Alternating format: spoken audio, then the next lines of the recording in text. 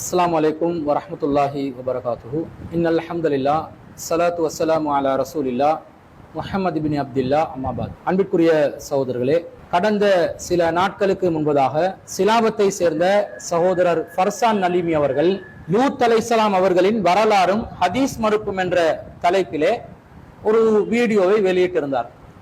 அந்த வீடியோவிலே அல் குர்ஆனுக்கு முரண்பட்ட செய்திகளை நாங்கள் அல் குர்ஆனுக்கு முரண் என்று மறுத்து விடாமல் ஒரு இணக்கத்தோடு விளக்கம் பெறக்கூடிய ஒரு நிலையில் அவற்றை நாங்கள் ஏற்றுக்கொள்வதற்கு முயற்சிக்க வேண்டும் என்ற கருத்தை பதிவு செய்து அல் குர்ஆனுக்கு முரண்பட்ட கருத்துக்கள் உள்ளடக்கப்பட்ட சில செய்திகள் நபியின் பெயரால் அறிவிக்கப்பட்டிருக்கிறது.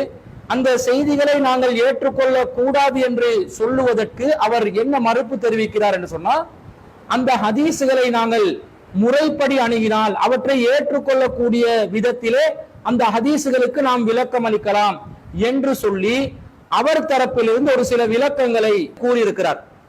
அந்த விளக்கங்கள் உண்மையிலே விளக்கங்களாக இருக்கின்றனவா, அல்லது இஸ்லாத்தின் அடிப்படை அறிவில்லாமல் அல் குர்ஆனுடைய எந்த ஒரு தெளிவும் இல்லாமல் நம்முடைய நிலைப்பாட்டை எதிர்ப்பதற்காக மாத்திரமே மனோ இச்சையின் அடிப்படையில் கொடுக்கப்பட்ட விளக்கங்களா என்பதை நாம் இந்த வீடியோனூடாக பார்ப்போம். அன்பிற்குரிய சகோதரர்களே, ஃபர்சான் நலீமி அவர்கள் முதலாவதாக எடுத்த எடுப்பிலேயே என்ன முன்வைக்கிறார் என்று சொன்னா, இந்த குர்ஆனுக்கு முரண்படும் செய்திகளை நாங்கள் ஏற்றுக்கொள்ள கூடாது என்ற உசூல இவர்களாக புதிதாக உருவாக்கி இருக்கிறார்கள். இவர்களாக புதுசா கண்டுபிடிச்சு அவர்களுடைய மனசு ஏற்றுக்கொள்ளாத, அவர்களுடைய புத்திக்கு படாத சில செய்திகளை இவர்கள் என்ன செய்கிறார்கள், அல் குர்ஆனுக்கு முரண் என்று மறுத்துக் கொண்டிருக்கிறார்கள் என்று ஒரு குற்றச்சாட்டை முன்வைக்கிறார். இந்த கருத்தில் உள்ள அன்பர்கள் என்ன செய்கிறார்கள் என்றால், தாங்களாக சில உசூல்களை உருவாக்கி கொண்டு வஹீயின் ஆதாரத்தின் அடிப்படையில் இல்லாமல் ஒரு உசூலை உருவாக்கி கொண்டு அந்த உசூலை நிலைநாட்டுவதற்காக இவர்கள் ஒரு ஹதீஸில் வரக்கூடிய சில வாசகங்களை தூக்கி பிடித்துக் கொண்டு அந்த வாசகங்களை அருவருப்பானவையாக, எந்த அளவுக்கு அந்த வாசகங்களை அசிங்கமாக எடுத்து காட்டினால், ஒரு அனாச்சாரமாக எடுத்து காட்டினால், அல்லது ஒரு ஆபாசம் கொப்பளிக்கக்கூடிய விதத்தில் அந்த நபிமொழிகளை சித்தரித்தால் மக்கள் ஆமா இது சரியாதான் இருக்குது, இது நிராகரிக்கப்பட வேண்டிய ஒரு நபிமொழிதான் என்ற நிலைப்பாட்டை ஒத்துக்கொண்டு அந்த ஹதீஸ் மறுப்பு கொள்கையை ஏற்றுக்கொள்வார்களோ அந்த அடிப்படையில் தான் ஹதீஸ்களினுடைய சில வாசகங்கள், வியாக்கியானங்கள் தவறாக திரிவுபடுத்தப்பட்டு அது பூதாகரமாக ஆபாசமாக சித்தரிக்கப்பட்டு மக்கள் மன்றத்தில் இதோ பாருங்க இது ஆபாசமா இருக்குது என்று அந்த சித்தரிக்கப்பட்ட விகாரப்படுத்தப்பட்ட அந்த நபிமொழிகளை அல் குர்ஆன் என்ற வஹியோடு மோத விடுகிறார்கள். அன்பிற்குரிய சகோதரர்களே, இந்த அல் குர்ஆனுக்கு முரண்பட்டால் நபிகள் நாயகத்தின் பெயரால் அறிவிக்கப்பட்டாலும் நம்பகமான அறிவிப்பாளர் வரிசையில் வந்தாலும் அவற்றை நாம் நிராகரித்துவிட வேண்டும் என்ற இந்த காரணத்தை நாங்களாக புதுசாக உருவாக்கி சொல்கின்ற ஒரு விஷயமா, அல்லது அதற்கு அல் குர்ஆனிலிருந்தும் ஹதீஸிலிருந்தும் ஆதாரங்களை எடுத்து காட்ட முடியுமா, முடியாதா?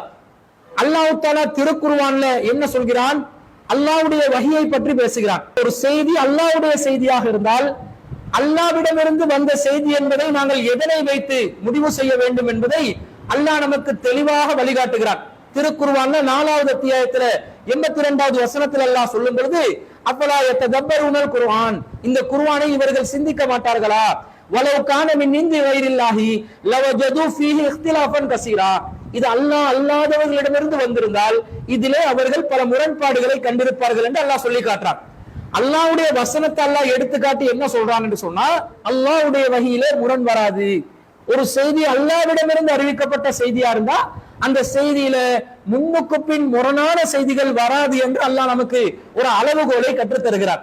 அதே போன்று அல்லாஹ் திருக்குர்ஆன்ல 41வது அத்தியாயத்துல 42வது வசனத்துல சொல்றான், லா யஅதில் பாத்திலு மின் பைனி யதிஹி வலா மின் ஹல்ஃபிஹி, இந்த குர்ஆன்ல முன்னுக்கும் பின்னுக்கும் எந்த ஒரு தவறும் வராது, பாத்திலும் வராது.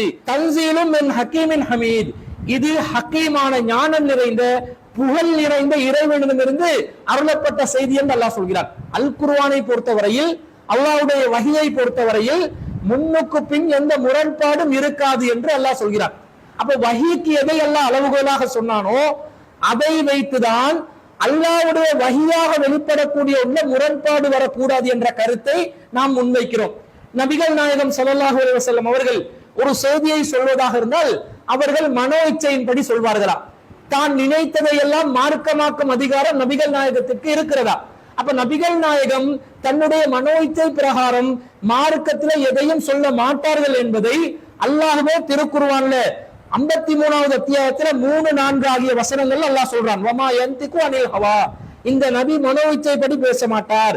இன் ஹுவ இல்லா வஹ்யு யூஹா, அவர் சொல்வதெல்லாம் வஹி மூலம் அறிவிக்கப்படுகின்ற செய்திகள் தான் என்று அல்லாஹ் சொல்கிறான். அப்ப நபி ஒன்றை சொல்வதாக இருந்தால் அவர் மனோ இச்சைப்படி பேச மாட்டாரே. மார்க்கத்தின் பெயரால் முஹம்மது நபி ஸல்லல்லாஹு அலைஹி வஸல்லம் அவர்கள் எதையெல்லாம் அறிவிக்கிறார்களோ அது வஹீன் வெளிப்பாடாக இருக்கும் என்று அல்லாஹ்வே குர்ஆன்ல சொல்லிட்டார். அப்ப குர்ஆன்ல நேரடியாக அல்லாஹ் சொல்வதும் வஹி, நபிகள் நாயகத்தினூடாக அல்லாஹ் வெளிப்படுத்துவதும் வஹி என்று சொன்ன பிறகு அல் குர்ஆன் என்ற வஹிக்கு நபிகள் நாயகத்தின் வாயால் வெளிப்படக்கூடிய வஹி முரண்படுமா? முரண்பட்டால் அது வஹியாக இருக்குமா? இருக்காது என்று சொல்கிறோம். அல்லாஹ்வும் சொல்வது வஹி என்றால், நபிகள் நாயகத்தின் வாயால் வெளிப்படுவதும் வஹி என்றால், ரெண்டும் வஹி என்று வருகின்ற நேரத்தில் ஒரு வஹி இன்னொரு வஹியோடு முரண்படக்கூடாது என்பது இஸ்லாத்துல அடிப்படையான செய்தி. ஏன் காரணம்? அல்லாஹ்வின் தூதர் ஸல்லல்லாஹு அலைஹி வஸல்லம் அவர்கள் அல் குர்ஆன் என்ற வஹிக்கு விளக்க உரையாக வாழ்ந்திருக்கிறார்கள், செயல் வடிவம் கொடுத்தவர்களாகத்தான் வாழ்ந்திருக்கிறார்கள். அதை பற்றியும் அல்லாஹ் தஆலா குர்ஆன்ல சொல்றான், வஅன்ஸல்னா இலைக்க ذிக்ர லிதுபய்யின லின்னாஸி மா நுஸில இலைஹிம், நபியே நாம் உமக்கு இந்த வேதத்தை எதற்காக அருளினோம் என்று சொன்னா லிதுபய்யின லின்னாஸி மா நுஸில இலைஹிம், அவர்களுக்கு அருளப்பட்டதை நீங்கள் விளங்கப்படுத்த வேண்டும் என்பதற்காகவும் வலஅல்லஹும் யதஃபக்கரூன், அவர்களும் சிந்திப்பதற்காகவும் என்று சூரத்துன் நஹ்ல்ல 16வது அத்தியாயத்துல 43, 44வது வசனங்கள் அல்லாஹ் சொல்றான். அப்ப அல்லாஹ் தஆலா குர்ஆன்ல எதை வஹியா சொன்னாலோ அதை விளங்கப்படுத்தக்கூடியவர்களாகத்தான் நபிகள் நாயகம் இருப்பார்கள். அதற்கு முரண்படக்கூடியவர்களாக நபிகள் நாயகம் இருக்க மாட்டார்கள். இன்னும் சொல்ல போனால் அன்னை ஆயிஷா சித்திகா ரலியல்லாஹு அன்ஹா அவர்கள் அறிவிக்கக்கூடிய ஹதீஸ் அஹ்மதுல 24139வது ஹதீஸாக பதிவு செய்யப்படுகிறது. அல்லாஹ்வின் தூதருடைய அக்லாக்குகளை பற்றி ஆயிஷா ரலியல்லாஹு அன்ஹா அவர்களிடம் கேட்கப்படுகிறது. அதற்கு ஆயிஷா ரலியல்லாஹு அன்ஹா அவர்கள் என்ன சொன்னார்கள்? ஃபகாலத் கான ஹுலுகுல் குர்ஆன், அல்லாஹ்வின் தூதருடைய குலுக்கு அக்லாக்கு குர்ஆனாக இருந்தது. அல்லாஹ்வின் தூதருடைய நடைமுறை, அல்லாஹ்வின் தூதருடைய நற்குணம், அல்லாஹ்வின் தூதருடைய வாழ்க்கை அல் குர்ஆனாக இருந்தது என்று அன்னை ஆயிஷா சித்திகா ரலியல்லாஹு அன்ஹா அவங்க சொல்றதுல இருந்து என்ன விளங்குது? நபிகள் நாயகம் ஸல்லல்லாஹு அலைஹி வஸல்லம் அவர்கள் ஏதாவது ஒன்று சொன்னால், செய்தால், அங்கீகரித்தால் அது குர்ஆனுக்கு ஒத்ததாக இருக்குமே தவிர குர்ஆனுக்கு முரண்பாடாக வராது என்பது இந்த செய்திகள் நமக்கு உணர்த்துகிறதா இல்லையா? அப்ப வஹியுடன் மோதாத நிலை இருந்தால்தான் அது வஹியாக இருக்கும் என்று அல்லாஹ் தஆலாவும் அல்லாஹ்வுடைய தூதரும் நமக்கு வழிகாட்டி இருக்கின்ற நேரத்தில் நாங்கள் எப்படி அல் குர்ஆனுக்கு முரண்படக்கூடிய செய்திகளை வஹி என்று ஏற்றுக்கொள்வது? அதான் முரண்பட்டால் வஹி என்று அல்லாஹ் சொல்லிவிட்டானே.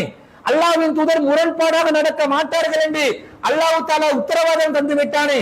அப்படி தந்த பிறகு நபிகள் நாயகத்தின் பெயரால் ஒரு செய்தி அறிவிக்கப்படுகின்ற நேரத்தில் அது அல் குர்ஆனுடைய வஹிக்கு முரணான ஒரு நிலையில் இருந்தால், தெள்ள தெளிவாக முரண் என்பது உறுதி செய்யப்படக்கூடிய நிலையில் அதை தூக்கி கடாச வேண்டும் என்று குர்ஆன்ல இருந்தும் ஹதீஸ்ல இருந்தும் ஒரு உசூலை உருவாக்கி கொண்டால், அது நாங்களாக உருவாக்கி கொண்ட உசூல் என்று, தவறான உசூல் என்று, இட்டுக்கட்டின ஒரு உசூல் என்று, புதுசா உருவாக்கின உசூல் என்று ஃபர்சான் நலிமி அவர்கள் எப்படி குற்றம் சாட்டலாம்?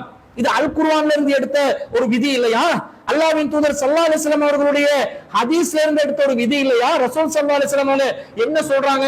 மன் ஹத்தஸ அன்னி பி ஹதீஸின் யுரா அன்னஹு கذிபுன் ஃபஹுவ அஹதுல் காதிபீன், யாராவது ஒருவர் என் பெயரால் பொய்யென கருதப்படக்கூடிய ஒரு ஹதீஸை, செய்தியை அறிவித்தால் ஃபஹுவ அஹதுல் காதிபீன், அவரும் பொய்யர்களில் ஒருவர் தான் என்று நபி ஸல்லல்லாஹு அலைஹி வஸல்லம் அவர்கள் கூறியிருக்கின்ற செய்தி சஹீஹ் முஸ்லிம்ல முதலாவது செய்தியாக பதிவு செய்யப்பட்டிருக்கிறது.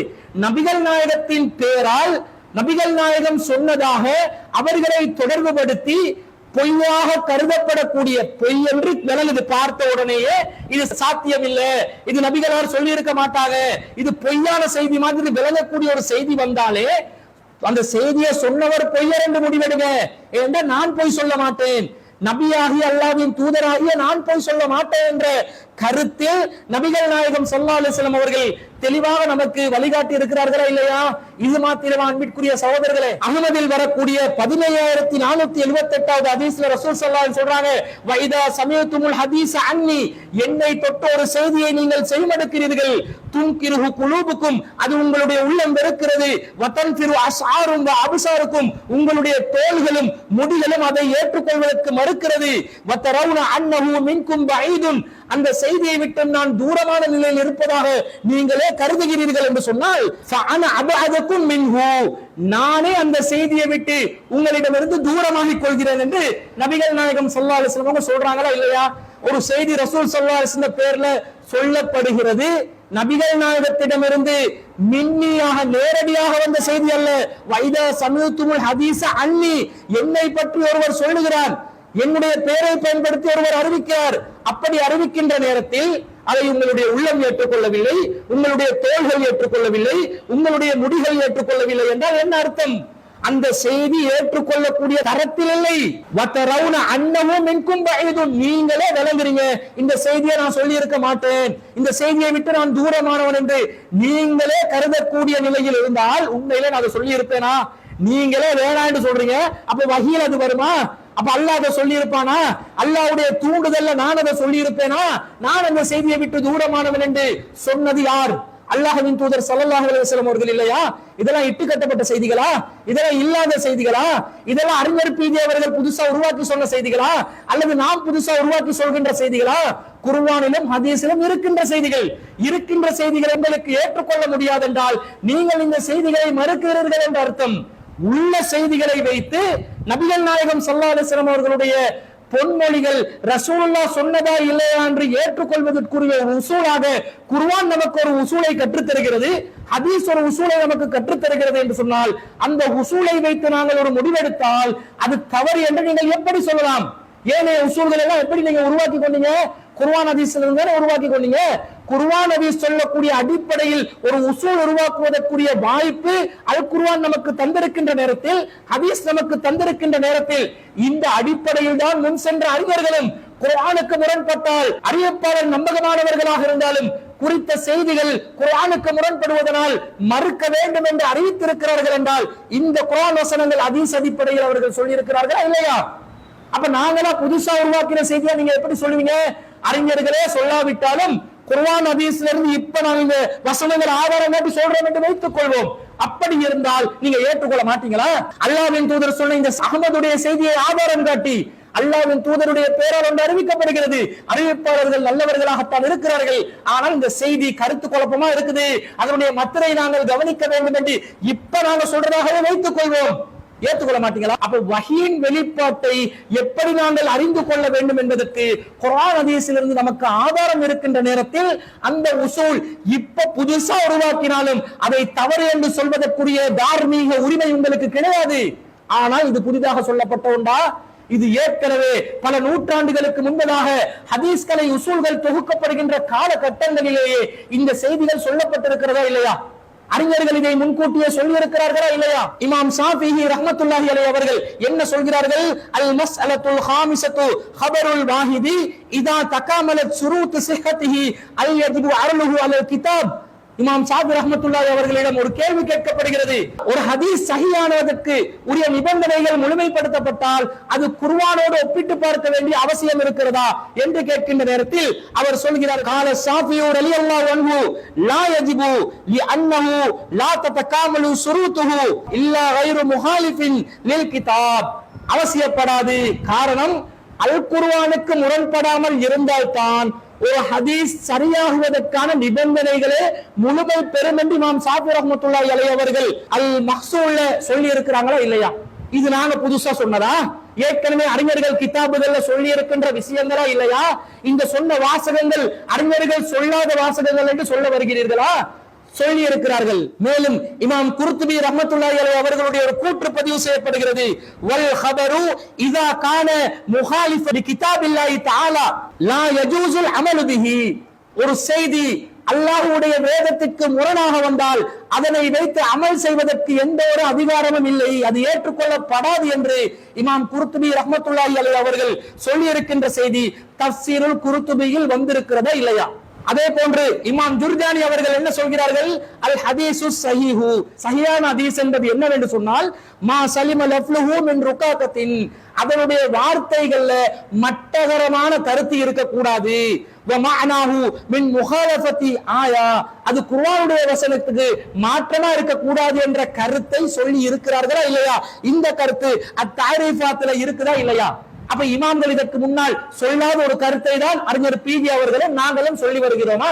அதே போன்று இமாம் சுயூத்தி அவர்களுடைய கூற்று பதிவாகி இருக்கிறது. அன்னமின் ஜும்லத்து தலாயிலில் வலை, ஒரு செய்தி இட்டுக்கட்டப்பட்ட செய்தி என்று அறிந்து கொள்வதற்குரிய ஒரு வழி என்ன தெரியுமா? ஐ யகூன முகாலிஃபன் லில் அக்லி பிஹைசு லா யக்பிலு தஅவீலு, ஒரு செய்தி அல்லாஹ்வுடைய வேதத்துக்கு முரண்பாடாக வருகிறது, எந்த வகையிலும் அதற்கு விளக்கம் கொடுக்க முடியாத ஒரு சூழ்நிலையில் இருந்தால் அது இட்டுக்கட்டப்பட்ட ஒரு செய்தியாகத்தான் கருதப்படும். வயல்தஹகு பிஹி மா யத்ஃபஉல் ஹிஸ்ஸு வல் முஸாஹதத்து, அதே போன்ற நடைமுறைக்கும் இயல்பான சூழ்நிலைக்கும் மாற்றமாக இருப்பது இட்டுக்கட்டப்பட்டது என்று அர்த்தம். அவ் யகூன முனாஃபியன் லிதலாலத்தில் கிதாபில் கத்தியதி, அல்லது உறுதி செய்யப்பட்ட அல் குர்ஆனுடைய கருத்துக்கு மாற்றமாக இருப்பது. புத்தி ஒப்புக்கொள்ளவில்லை என்றால், நிதர்சனமான உண்மைக்கு மாற்றமாக இருந்தால், நடைமுறைக்கு சாத்தியமற்றதாக இருந்தால், அல் குர்ஆனுக்கு முரணானதாக இருந்தால் ஒரு செய்தி இட்டுக்கட்டப்பட்ட செய்தி என்று இமாம் சுயூத்தி அவர்கள் இந்த கூற்றை தத்ரீபுர் ராவில சொல்லி இருக்கிறார்களா இல்லையா? இது நாங்க புதுசா சொன்ன ஒரு செய்தியா? அதே போன்று இமாம் இப்னுல் கய்யூமின் ஒரு கூற்று இருக்கிறது. வமின்ஹா முகாலிஃபத்துல் ஹதீஸி ஸரீஹுல் குர்ஆன், இட்டுக்கட்டப்பட்ட ஹதீஸ்களை அறிந்து கொள்வதற்குரிய ஒரு அடையாளங்கள் ஒன்றுதான் அது அல் குர்ஆனுக்கு மாற்றமாக இருக்கும் என்று அல் மனாருல் முனீஃப்ல இமாம் இப்னுல் கய்யூம் அவர்கள் சொல்லி இருக்கிறார்களா இல்லையா? அதே போன்று இமாம் அபூபக்கர் ஜர்ஹஸி அவர்கள் என்ன சொல்லி இருக்கிறார்? ஃபஅம்மல் வஜ்ஹுல் அவ்வல் வஹுவ மா இதா கானல் ஹதீஸு முகாலிஃபன் லிகிதாபில்லாஹி தஆலா, ஹதீஸ்கள் சரியா பிழையாண்டு அறிந்து கொள்வதற்குரிய ஒரு வழிமுறை என்று சொன்னா மா இதா கானல் ஹதீஸு முகாலிஃபன் லிகிதாபில்லாஹி தஆலா, ஒரு ஹதீஸ் அல்லாஹ்வுடைய வேதத்திற்கு மாற்றமாக வந்தால் ஃபஇன்னஹு லா யகூன மக்பூலன் வலா ஹுஜ்ஜத லில் அமலி பிஹி, அந்த செய்தியை ஏற்றுக்கொள்வதற்கோ அதன் மூலம் அமல் செய்வதற்கோ எந்த ஒரு தகுதியும் இல்லாத ஆதாரமும் இல்லாத செய்திதான் என்று இமாம் அபூபக்கர் ஜர்ஹஸி அவர்கள் கூறியிருக்கின்ற செய்தி உசூலுல் ஜர்ஹஸியிலே பதிவு செய்யப்பட்டிருக்கிறதா இல்லையா? இதெல்லாம் இந்த காலத்துல புதுசா உருவாக்க சொல்லப்படுகின்ற விஷயங்களா? அதே போன்று இமாம் இப்னுல் ஜௌசி அவர்களுடைய கூற்று எப்படி பதிவாகி இருக்கிறது?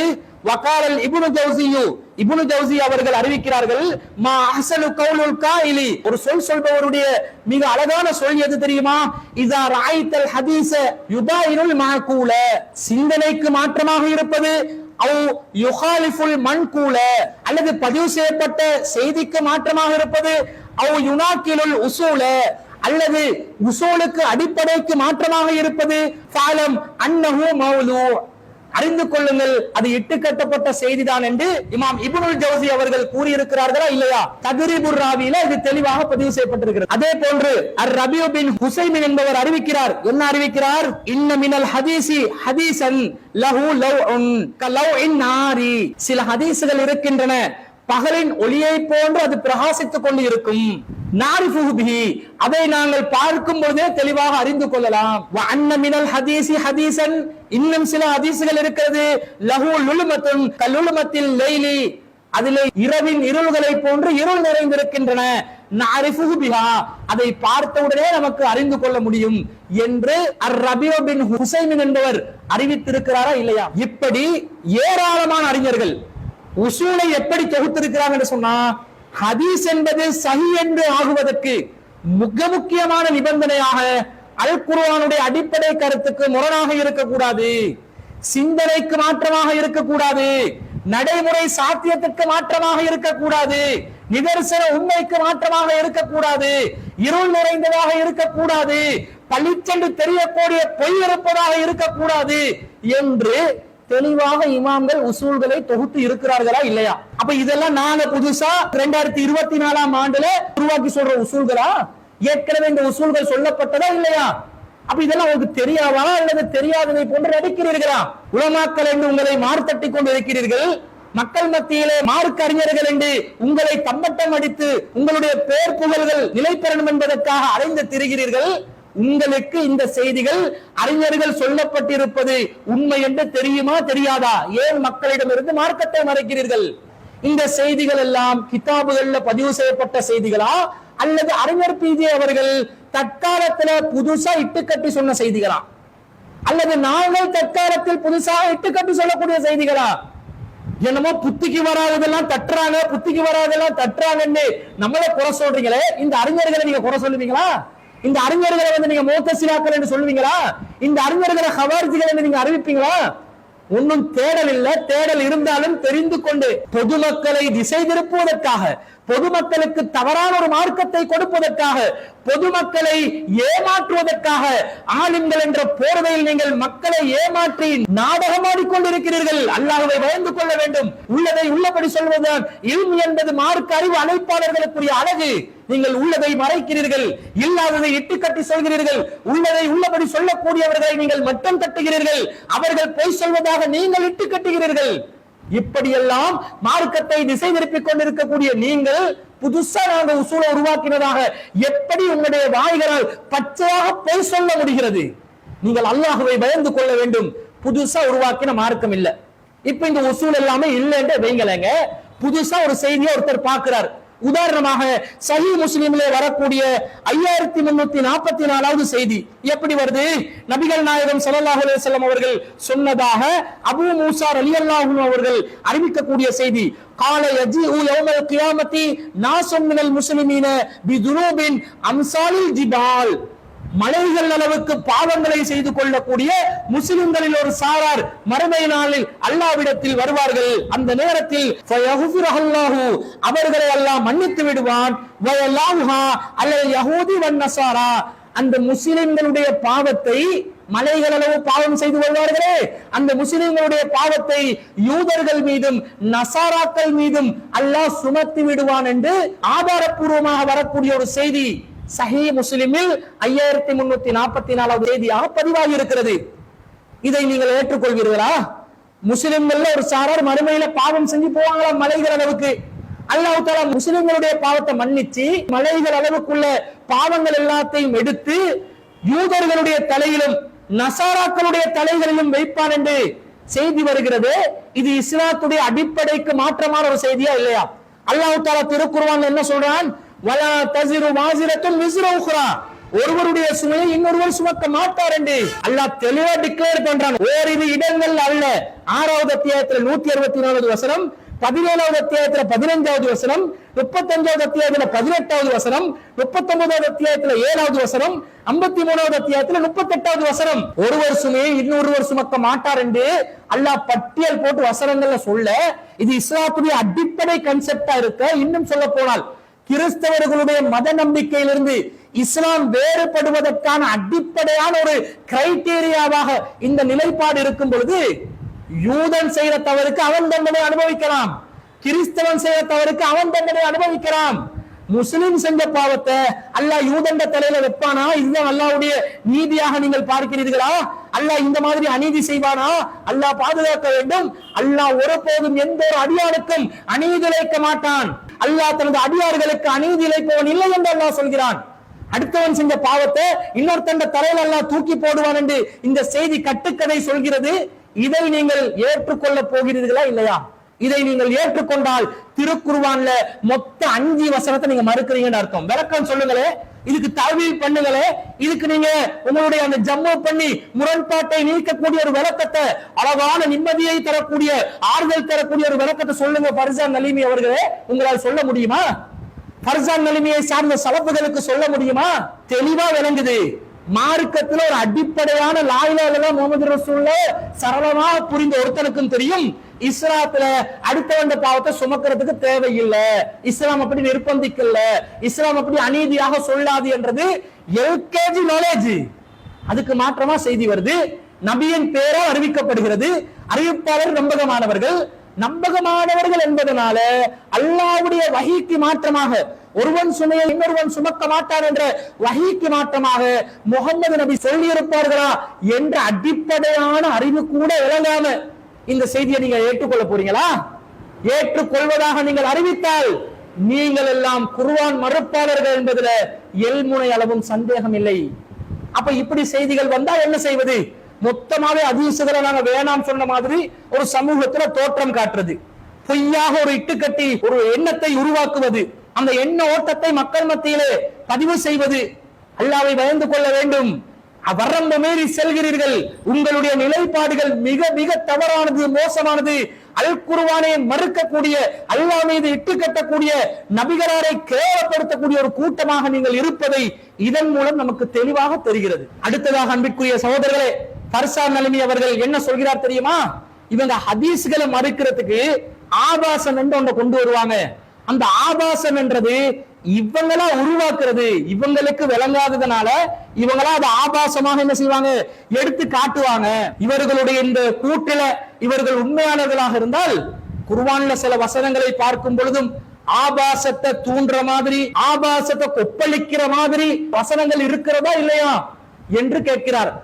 இவர்கள் சொல்லுகிற ஆபாசம் என்ற ஒரு அம்சம் இருக்கிறதே, இதை எப்படி நாங்கள் புரிந்து கொள்வது?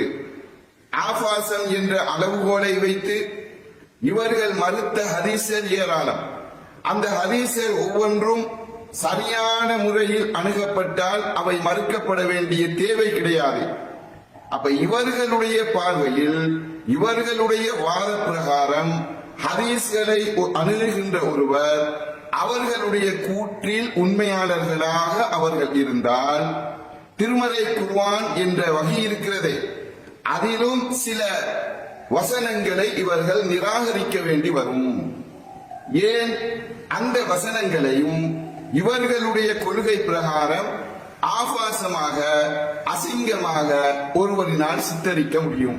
அதற்கு ஆதாரமாக அவர் திருக்குர்ஆன்ல 15வது அத்தியாயத்துல 67வது வசனத்திலிருந்து 71வது வசனம் வரைக்கும் லூத் நபி அலைஹிஸ்ஸலாம் அவர்கள் தன்னுடைய புதல்விகள் சம்பந்தமாக சொன்ன ஒரு வார்த்தையை எடுத்து காட்டுறாரு. திருமறை குர்ஆனில 15வது அத்தியாயம் 67 முதல் 71 வரையான வசனங்கள். இந்த வசனத்துல இந்த லூத் நபியினுடைய சமுதாயத்தை அழிப்பதற்காக அல்லாஹு தஆலா சில மலக்குமார்களை லூத் நபியுடைய வீட்டிற்கு அனுப்புகிறார். இந்த செய்தி லூத்துடைய வீட்டிற்கு சில மனிதர்கள் வந்திருக்கிறார்களாம், ஆண்கள் வந்திருக்கிறார்களாம், அவர்கள் புதியவர்கள் என்ற அந்த தகவல் அந்த ஊருக்குள் பரவ ஆரம்பித்தவுடன் அந்த ஊரில் உள்ளவர்கள் மிகவும் மகிழ்ச்சி அடைந்தவர்களாக லூத் நபியுடைய அந்த வீட்டை நோக்கி வர ஆரம்பித்தார்கள். இது அல்லாஹ் தஆலா அந்த வசனத்தில் சொல்லக்கூடிய செய்தி. அப்படியே லூத் நபியினுடைய அந்த வீட்டை அவர்கள் சுற்றிக் கொள்கிறார்கள். வீட்டுக்குள் இருக்கிற அந்த ஆண்களை இந்த தப்பான நடத்தைக்கு உட்படுத்துவதற்காக தங்களுக்கு தருமாறு அவர்கள் கோரிக்கை வைக்கிறார்கள். அந்த நேரத்தில் தான் லூத் அலைஹிஸ்ஸலாம் அவர்கள் அந்த ஊரவர்களை பார்த்து இப்படி சொல்கிறார்கள். பால லூத் அலைஹிஸ்ஸலாம் சொன்னார்கள், ஹாஉலாஇ பனாதி, மக்களே, இதோ என்னுடைய பெண் மக்கள் இருக்கிறார்கள், என்னுடைய சொந்த புதல்விகள் மகள்கள் இருக்கிறார்கள். இன் குன்தும் ஃபாயிலீன், நீங்கள் செய்வதாக இருந்தால் அவர்களுக்கு செய்து கொள்ளுங்கள் என்று லூத் அலைஹிஸ்ஸலாம் அந்த ஊர் மக்களை பார்த்து சொன்னதாக இந்த வசனத்திலே அல்லாஹ் தஆலா சொல்லி காட்டுகிறார். உங்களுக்கு ஏதேனும் செய்ய விரும்பினால் இதோ என்னுடைய பெண் மக்கள் இருக்கிறார்கள், என்ற சொந்த புதல்விகள் இருக்கிறார்கள், அவர்களுக்கு நீங்கள் செய்து கொள்ளுங்கள். இன் குன்தும் ஃபாயிலீன், நேரடி அர்த்தம் என்ன? ஹாஉலாஇ பனாத்தி, இதோ என்னுடைய புதல்வியர்கள். இன் குன்தும் ஃபாயிலீன், நீங்கள் செய்வதாக இருந்தால் இவர்களுக்கு ஏதாவது செய்து கொள்ளுங்கள். இவ்வளவுதான் அல்லாஹ் தஆலா சொல்லுகிற வசனம். நேரடி வசனம் இவ்வளவுதான். நேரடி அர்த்தம் எதை காட்டுகிறது? இந்த வீட்டுக்கு வந்த விருந்தாளிகளை விட்டுவிடுங்கள், அவர்களோடு ஓரின சேர்க்கையில் நீங்கள் ஈடுபட்டு விட வேண்டாம், அந்த குற்றத்தை நீங்கள் செய்துவிட வேண்டாம், உங்களுக்கு ஏதாவது செய்யணும்னு தோன்றுதா? ஆசைப்படுறீங்களா? என்னுடைய கும்பிட பிள்ளைகள் இருக்கிறாங்கப்பா, அந்த பெண் பிள்ளைகளுக்கு ஏதாவது செய்து கொள்ளுங்கள் என்றால் நேரடி வியாக்கியானமற்ற நேரடி சொல் ரீதியான அர்த்த பிரகாரம் இது எந்த கருத்தை தொனிக்கிறது? ஒரு தவறான நடத்தையை இது வெளிப்படுத்துகிறதா இல்லையா? ஒரு பெண்ணோடு எப்ப இல்லறத்தில் ஈடுபடலாம்? ஒரு ஹலாலான ஒரு திருமணத்தின் ஊடாகத்தான ஒரு ஆண் ஒரு பெண்ணை இணைய முடியும், அவளோடு உடலுறவில் ஈடுபட முடியும், தாம்பத்திய வாழ்க்கையில் ஈடுபட இஸ்லாம் அனுமதிக்கிறது. அதுதான ஒழுக்க நெறி, அதுதான உயரிய பண்பாடு, அதைத்தான மார்க்கம் ஹலாலாக்கி இருக்கிறது. இந்த நேரடி வாசகம் சொல்லுகிற கருத்து என்ன? விருந்தாளிகளை விட்டு விடுங்க, என்ற பெண் பிள்ளைகள் இருக்கிறாங்க, அவங்களுக்கு ஏதாவது செஞ்சு கொள்ளுங்க. அதுவும் குர்ஆன் எப்படி சொல்கிறது? அஹ்லுல் மதீனா, வந்தவர்கள் ஓர் 2 பேர் அல்ல, அந்த ஊரே திரண்டு வந்திருக்கிறது. அப்ப ஊரே திரண்டு வந்தா ஒரு 100 200 என்று அதை விட அதிகமாக மக்கள் இருப்பார்களா இல்லையா? அப்ப மகள்மார் எத்தனை பேர் இருக்க போறாங்க? அப்ப என்னுடைய மகள்மாரை நீங்கள் வேண்டியது செய்து கொள்ளலாம் என்று அனுமதி வழங்கினால் ஒரு குறுக்கு புத்தியில சிந்திக்கிற ஒரு வக்கிரக உணர்வுள்ள ஒருவன் இந்த வசனத்துக்கு எப்படி வியாக்கியானம் கொடுக்கலாம்? ஒரு கூட்டு பலாத்காரத்தை அனுமதிப்பது போன்றல்லவா இந்த வசனம் அமைந்திருக்கிறது. திருமணத்தை பற்றி அந்த வசனத்தில் எந்த வாசகமும் இல்ல. நேரடியா மகள்மார அனுபவித்துக் கொள்ளலாம் என்ற கருத்து தொனிக்கிறது. அப்ப பாலியல் வன்புணர்வை இது ஆதரிக்கிறது, கூட்டு பலாத்காரத்தை இது ஆதரிக்கிறது. ஒரு இறை தூதர் உண்மையில என்ன செய்யணும்? ஒரு கூட்டம் வீட்டுக்கு வராங்களா, தந்த வீட்டில் உள்ள விருந்தாளிகளோடு தப்பாக ஓரினை சேர்க்கையில ஈடுபட நினைக்கிறார்களா? ஊரே திரண்டு வந்தாலும் உறுதியா இருக்கணுமா இல்லையா? கொள்கையில விடாப்படியா இருக்கணுமா இல்லையா? அநியாயத்தை, அசிங்கத்தை, அனாச்சாரத்தை தட்டி கேட்க வேண்டுமா இல்லையா? அப்ப விருந்தாளிகளை பாதுகாக்கிறோம் என்ற போர்வையில தந்த பெண் பிள்ளைகளை ஒரு மோசமான ஒரு தவறான பாலியல் கொடுமையில தள்ளி விடுவது எந்த வகையில நியாயம்? அநியாயத்துக்கு சரணடைவது எந்த வகையில ஒரு இறை தூதருக்கு நியாயம்? அப்ப இப்படியான சரமாரியான கேள்வி கணைகளை ஒரு வக்கிரக உணர்வோடு இந்த வசனத்தை ஒருவன் அணுகினால் அவனால் கொடுக்க முடியுமா? முடியாதா? இந்த வினாக்களை அவனால் கேட்க முடியுமா? முடியாதா? அதற்குரிய முகாந்திரம் இந்த வசனத்தில் இருக்கிறதா இல்லையா? நேரடியாக திருமணம் என்ற வார்த்தை இந்த வசனத்தில் இடம்பெறவில்லையே. என்னுடைய மகன்மாரை நீங்கள் திருமணம் செய்து அதற்கு பிறகு நீங்கள் அவர்களோடு தாம்பத்தியம் கொள்ளலாம் என்ற வாசகம் இல்லையே. ஓரிருவர் என்னுடைய புதல்களுடைய எண்ணிக்கை அத்தனை பேர் ஹலாலான திருமணத்தின் ஊடாக நீங்கள் என்ற பெண் மக்களை அடைந்து கொள்ளலாம் என்ற வாசகம் தெளிவாக இல்லையே. ஊரே வந்திருக்கிறது, நீங்கள் விரும்பியதை செய்து கொள்ளுங்கள் என்ற பெண் பிள்ளைகள் இதோ இருக்கிறாங்க, விருந்தாளிகளை மட்டும் விட்டு விடுங்க என்று சொன்னால் இது எவ்வளவு அசிங்கமான ஒரு செயல், எவ்வளவு ஒரு மோசமான ஒரு நிகழ்வுக்கான அனுமதி. இப்படித்தான் ஒரு இறை விசுவாசி சிந்திப்பானா? அன்பிற்குரிய சகோதரர்களே, நாங்க சொல்லி வர்றோம், இந்த தொடர் மறுப்புகள்ல நீங்க பார்த்திருப்பீங்க, இந்த சலஃபு கூட்டம் இருக்கிறாங்களே, தௌஹீத் போர்வையில நடமாடும் பசுத்தோல் போத்திய புலிகள் இருக்கிறாங்களே, இவர்கள் எல்லாம் அல் குர்ஆன் மறுப்பாளர்கள் என்று நாங்கள் சொல்கிறோமா இல்லையா? தெளிவாக குர்ஆனை மறுக்கக்கூடிய ஒரு கூட்டம் என்று நாங்கள் சொல்றோமா இல்லையா? இவர்களுக்கு குர்ஆன்ல எழுமுறை அளவும் அறிவு கிடையாது என்று நாங்கள் சொல்றோமா இல்லையா? குர்ஆன்ல ஒரு விரிவான பார்வை இவங்களுக்கு இல்லை என்று நாங்கள் சொல்றோமா இல்லையா? குர்ஆன்ல இவங்க நுனிப்புள் மேய்பவர்கள் என்று நாங்க சொல்றோமா இல்லையா? குர்ஆனுக்கு கொடுக்க வேண்டிய அந்தஸ்தை இவங்க முறைப்படி கொடுக்க மாட்டாங்க என்று நாங்க சொல்றோமா இல்லையா? அந்த கூற்றுக்களுக்கு நேரடி ஒரு ஆதாரம் தான் இவர்கள் முன்வைக்கக்கூடிய இந்த லூத் அலைஹிஸ்ஸலாத்துடைய சம்பவம் உள்ளடக்கிய குர்ஆன் வசனங்கள். இந்த வசனத்துல லூத் நபி கூட்டு பலாத்காரத்தை ஏவுறாரா? பாலியல் வன்புணர்வுக்கு லூத் நபி அலைஹிஸ்ஸலாம் அனுமதி கொடுக்கிறார்களா? ஆபாசத்தை கொப்பளிக்கிற வேலையை லூத் நபி அலைஹிஸ்ஸலாம் செய்தார்களா? அல் குர்ஆன்ல இந்த சம்பவம் சொல்லப்பட்ட வசனம் இது ஒன்று மட்டுமா? வேறு இடங்கள் இந்த வசனங்கள் எதுவுமே சொல்லப்படவில்லையா? எதையுமே நீங்கள் ஆராய மாட்டீர்களா? அல் குர்ஆனுக்கு முரண்படுவதனாலதான் அது தவறு, மறுக்கணும். அதே நேரத்தில் ஆபாசமும் வெளிப்படுகிறது என்ற ஒரு சில செய்திகளுக்கு நாங்க சொல்லும் போது கட்டுக்கதைகளை பாதுகாக்கணும். அந்த கட்டுக்கதைகளை ஒரு அழுப்பல் பதில கொடுக்கணும். அதுக்கு எங்க கைய வைக்கணும்? அல் குர்ஆன்ல கைய வைக்கணும். அல் குர்ஆன்லயே ஆபாசம் இருக்குது. இப்படி ஒருத்தனுக்கு யோசிக்க முடியுமா? முடியாதா? அதற்கு முகாந்திரம் இருக்கிறதா இல்லையா? இருக்குது என்று சொன்னால் அல் குர்ஆனை நீங்க எப்படி நினைப்பீங்க? அல்லாஹ்வுடைய சொல் என்றதுனால வியாக்கியானம் கொடுத்து ஒரு சில இடங்கள்ல சொல்றாரு, அறிஞர்கள் தானா இதுக்கு சரியான வியாக்கியானம் கொடுத்து விளக்கம் சொல்றாங்க. இல்லைன்னு சொன்னா அது ஆபாசம் போலதான் அது நிக்குமா? இந்த வசனத்தை எப்படி புரிந்து கொள்வது என்று இஸ்லாம் எங்களுக்கு வழிகாட்டி இருக்கிறது. மார்க்க அறிஞர்கள் இதற்கான விளக்கங்களை தந்திருக்கிறார்கள். அல் குர்ஆன் மீது உள்ள மதிப்பை பாருங்க, எந்த அளவுக்கு மதிப்பு வச்சிருக்கிறாங்கன்னு பாருங்க. அப்படி அறிஞர்கள் வியாக்கியானம் கொடுத்து அதுக்கு விளக்கம் சொல்லாட்டி அதை நேரடியா பார்க்கும் பொழுது என்ன கருத்து வருது? ஆபாசம் என்ற ஒரு கருத்து வருதா இல்லையா? அப்படி வருவதனால அல் குர்ஆன் அப்ப என்ன நினைப்பீங்க? அல்லாஹ் சொல்லியிருக்க மாட்டான், நாங்க அப்படி ஆபாசமா விளங்குறதுக்கு வாய்ப்பு இருந்தாலும் விளங்காம போயிடுவோம் என்று அல் குர்ஆனை நீங்க சமாளிக்கிற மாதிரி கட்டுக்கதைகளையும் நீங்கள் சமாளித்து போங்கள் என்று சொல்கிறார். அல்லாஹ் பாதுகாக்கணும். அல் குர்ஆன்ல ஆபாசத்துல ஒரு துளியும் இல்லை. இத முதல்ல அல்லாஹ்வை ஈமான் கொண்டவன் நம்பணுமா இல்லையா? அல்லாஹ் தஆலா தன்னுடைய வேதத்தை எந்த தரத்துல வச்சிருக்கிறான் என்றதே தெரியாமல் அல்லது தெரிந்தும் தன்னுடைய வழிகட்ட சலஃபி சிந்தனையை தக்க வைத்துக் கொள்வதற்காக, அதுக்கு முட்டு கொடுப்பதற்காக அல்லாஹ்வுடைய வேதத்திலே இவர்கள் கை வைக்கிறார்கள். ரொம்ப கவலைப்படக்கூடிய அதி பயங்கர பாதக வழிகட்ட சிந்தனை இதுதானே அன்பிற்குரியவர்களே. இவங்களோட மண்டைகள் திறந்து படுமா இல்லையே தெரியல. பொதுமக்கள் சிந்திங்க. அல் குர்ஆன்ல ஆபாசம் இருக்கிற மாதிரி, அதற்கு முகாந்திரம் இருக்கிற மாதிரி வாசலை திறந்து காட்டுறதுக்கு முனைகிறார்களே, இவர்களுடைய இந்த வழிகட்ட கொள்கையை விட ஒரு படுபயங்கரமான வழிகட்ட கொள்கை இருக்குமா?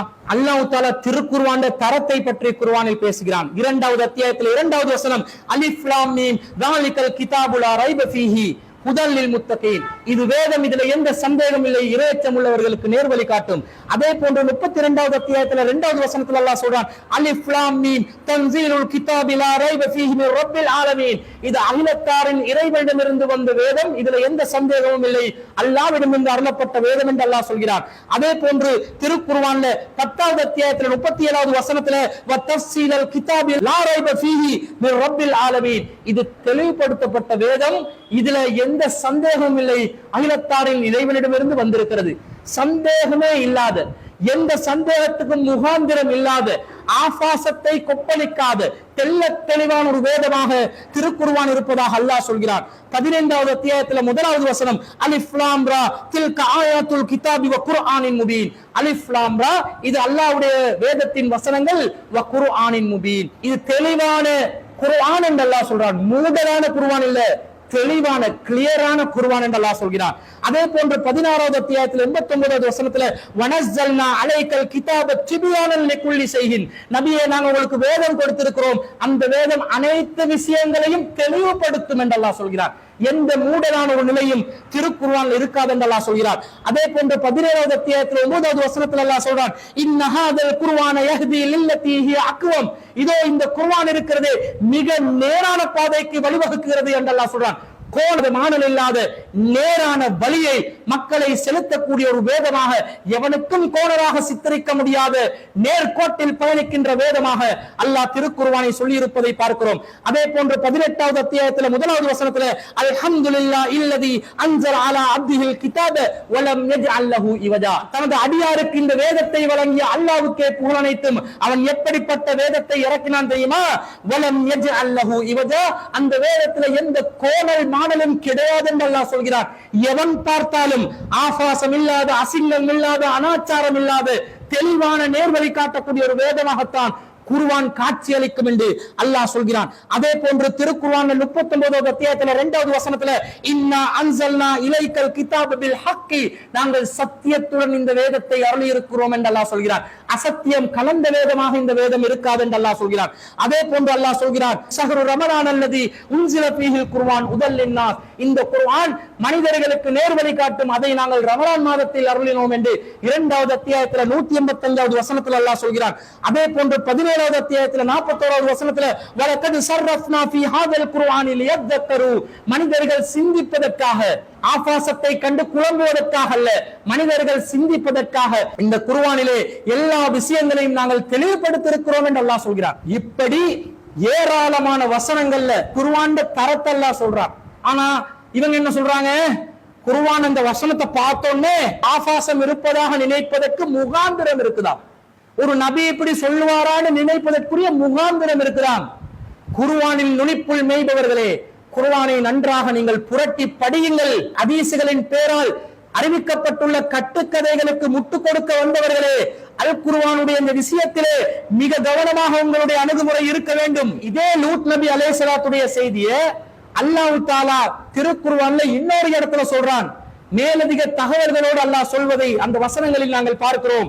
வஜாஹு கௌமுஹு யுஹ்ரஊன இலைஹி வமின் கப்லு கானூ யஅமலூன ஸய்யாத், அவருடைய சமுதாயத்தினர் அவருடன் விரைந்து வந்தார்கள், இதற்கு முன் அவர்கள் தீமைகளை செய்து கொண்டிருந்தார்கள். கால யா கௌமி ஆவுலாய் பனாத்தி, என் சமூகமே இவர்கள் என்னுடைய புதல்விகள், உன்ன அத்ஹருலக்கும், அவர்கள் உங்களுக்கு தூய்மையானவர்கள். லூத் நபி அலைஹிஸ்ஸலாம் சொன்னது எதற்கு தூய்மை என்று சொல்றாங்க?